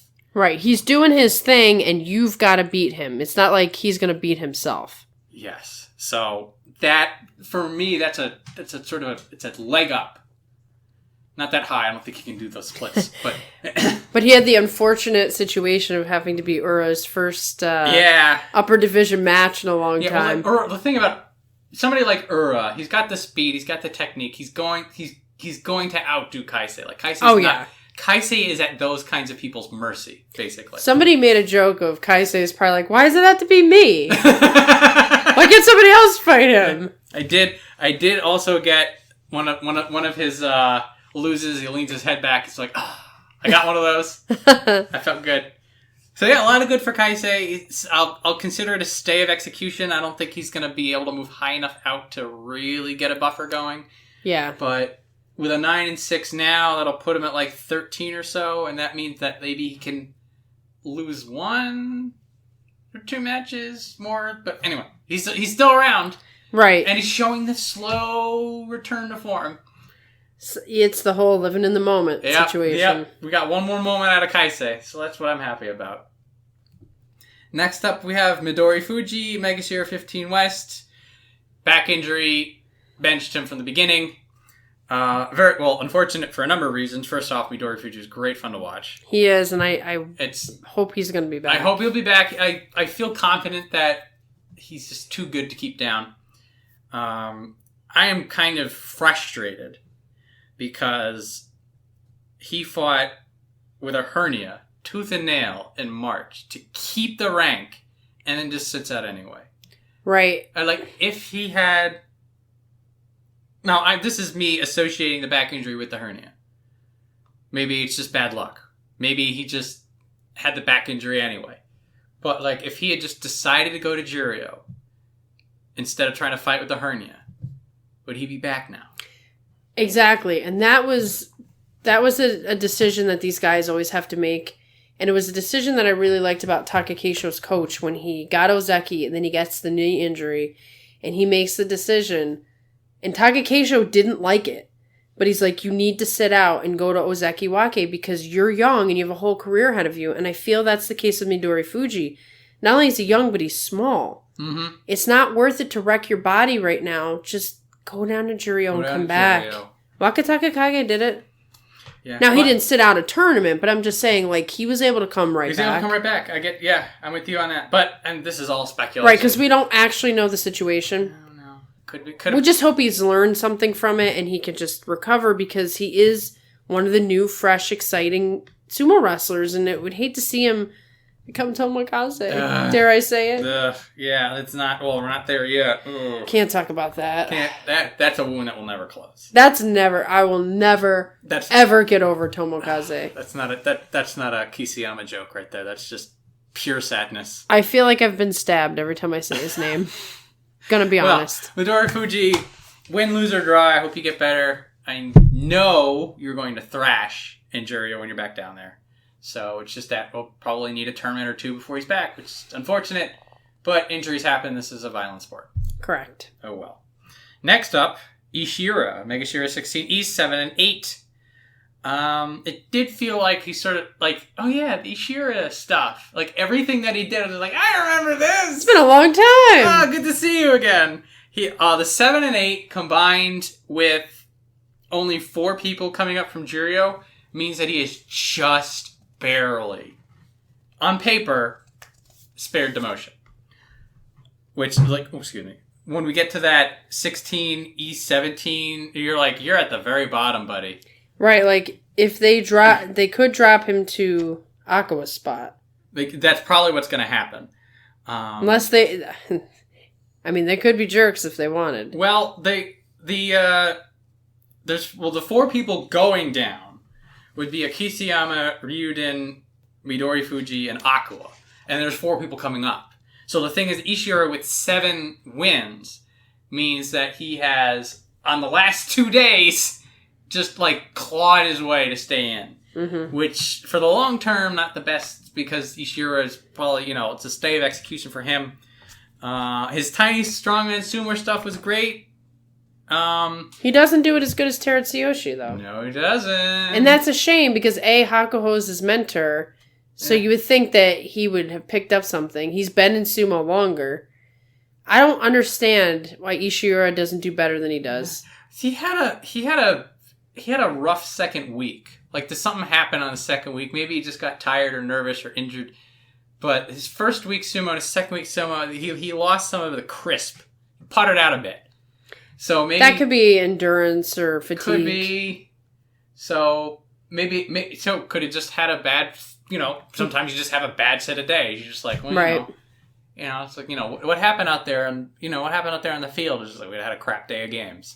So, right, or he's going back to the stable and Enho is not having such a good time. There's that too. Enho's probably super mad. Hakuho's injured and Hakuho's no one else to pick on because Enho's already maybe he's hitting him with his crutch or something. I don't know. Well, but I'll say this about Ishira, he's really going to want to be in the July upper divisions because if Hakuho does come back and does one final ceremony, he's going to want to be there. So that's why it matters right now whether or not he goes down because that's sort of a big honor. It's a big honor. So I think he's done just enough to stay, but he needs at least 8 wins in order to stay in the top division in July. Mm-hmm. But we get a little more good sumo out of him than at least. That's good. Next up, Chiyomaru, Megashira 16 West, 8 and 7. It is just win, lose, or draw. I love that lime green belt on him. I do too. He makes it his own. If anybody else wore a lime green belt, I'd be like, you stole that boy's belt. Yeah, it doesn't work. It's like Ura with the pink belt, Yeah. So, good to see him. I had forgotten how fast he was. But he will shuffle around that dohyo pretty good for somebody that big. You have to wonder if he's been fighting a nagging injury for a while because he was really struggling the last, 8 tournaments. He looked really good this time. So if there was a nagging injury, maybe he's finally overcome it and we'll get to see a little bit more from him instead of an immediate drop down. Yeah, I don't know if he's going to be making a break for the top. No. But people like him, people like Aqua, people like Akisayama, like, you don't expect them to go to Sanyaki. You expect them to do fun sumo. Right. And maybe once in a while there'll be some headstrong young hotshot who thinks they're all that, and they're just going to eat dirt when they go fight Chiyomaru. And you'll laugh and have a good time. That's what you thought you were going to get Chiyomaru. Ah, you silly boys. So, yeah, good to see Chiyomaru 8-7. He's coming on. He's going to stick around a little while longer. And maybe he'll do like a 9-5, and we'll be able to get him for a little longer next time. Yep, another moment guy. Another moment guy, for sure. So, last on our list of upper division is Aqua, Megashira 17 East, 5-10. I feel like this guy, like broke a mirror over a black cat while standing under a ladder or something, because there's... It just defies reality that he would have so much bad luck over and over and over again. He, gets into these car accidents, and then it's like, okay, maybe I'll just ride a bike, and then he falls off the bike. I mean, what are you going to do? A healthy Aqua, I still think, he's right now buried under his own injuries. Yeah. A healthy Aqua, I think, does really well. And that, when Aqua first showed up in the top division for us, in recent memory, he had some real good stuff. That the veteran skills, the mix of abilities, and the times that he won, you get flashes, you get glimpses of and also he does that thing on the edge. So he holds the guy's belt and he does the lean, not the conga line, the limbo. Mm-hmm. And he goes back and back and back and back. You're like, how are you doing that?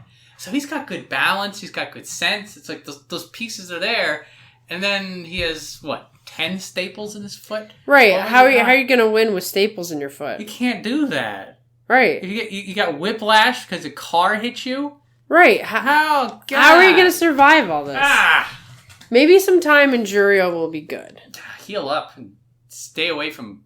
what are you going to do? Tell him to stay away from cars? Right. God. Try not to actually get to the arena. He needs he needs one of those bubble suits. Yeah.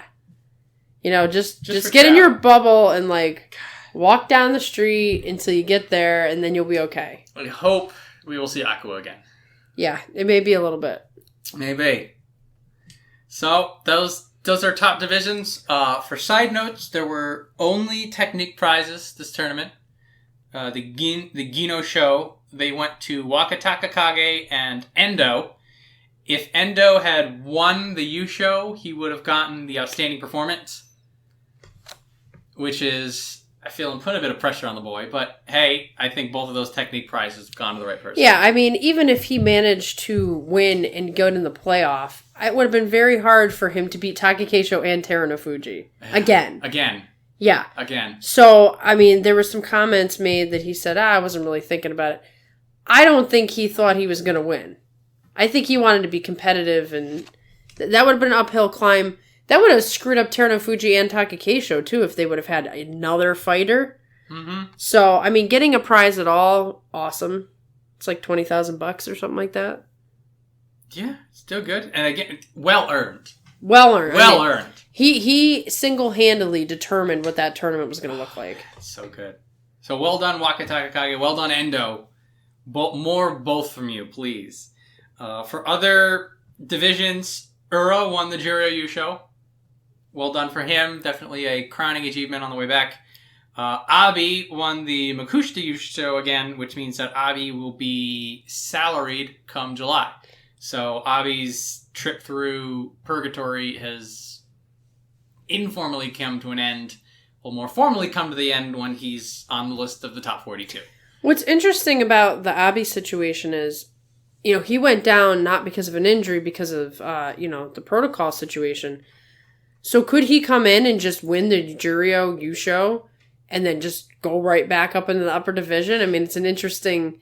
He doesn't have physical things to overcome. Yeah. He's literally just working his way back up, so... It's very possible that he just throws Juryo aside.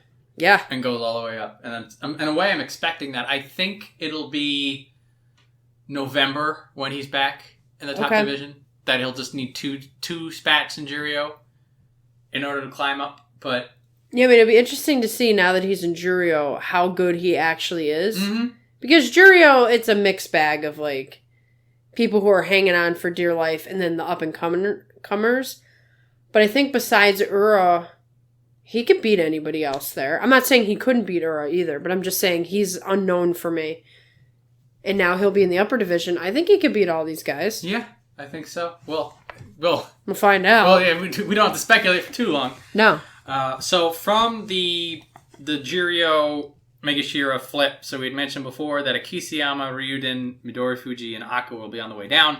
Replacing them will be Chiyono, Ura, Tokushoryu, and Yu Takayama. So Koto Shoho almost added to the list, but lost on the last day, which is unfortunate. The next person with a decisive winning record would be Juryo 8, which I think is too far down in order to make the pass. Ichi Yamamoto, that's a good name. It is a good name. He was 10-5. He'll be within striking distance next time. So, right, he'll definitely be 1 or 2. Yeah. Enho was Makakoshi, who was fighting some injuries. A lot of injuries. Like Midorifuji just needs to take a break. But he was really trying to get in for Hakuho as well in July. Yes, like that was the thing. I think. That was sort of soul crushing. A bit. So, that's May. Gosh. I'm exhausted. I feel like, well, I simultaneously want to like take a nap, and then I want July to be here right now because we got to know where this is going. This is a cliffhanger. So many threads going into July. It's like you're in the middle of a really good book and you just don't know where it's going from here. Like, are we headed to this like crazy climax or are we headed into more like story building? I don't know. Could be rough, but my goodness, this was nothing like I thought it would be coming in. No, and that's the thing about sumo. Expect the unexpected. Yeah. Just don't really get attached to any idea, wrestler, record, whatever. Maybe you can get attached to Terunofuji. A little bit. He might be the closest person you can actually get attached to. Yeah. Everyone else will make you cry. Banzuke is going to be real interesting. That'll be our preview at the end of June. Yes. For anybody who might be new listening, we always do our preview show the day that the Banzuke comes out, which is like the day after, because it comes out in Japan, Saturday at noon or Sunday at noon, and we do a show Monday. So it'll be the Monday after the Banzuke comes out, which is going to be July 5th. The tournament starts on the 4th. Whoa. It's early. Oh, wow. Okay, that's going to be interesting. Yeah, so I don't know when the Banzuke will come out. Would that be June 20th? It's probably going to be June 28th. Around there. Or 21st. Isn't it 2 weeks before? Around there. So, yeah. Okay. So, sometime at the end of June, just look for the Banzuke or watch Chris. Chris will release it and say, 42 Opinions is going to do their show then, too. Basically. That's it. Oh, man, I think that's enough. Yeah, I hope you all enjoy your next month and a half. And change. Without sumo. It's always the hardest part. It's a rough, that first week is a rough Go through time. serious withdrawal. It's going to be bad. But thank you all for listening, and we will hear from you next time. Peace.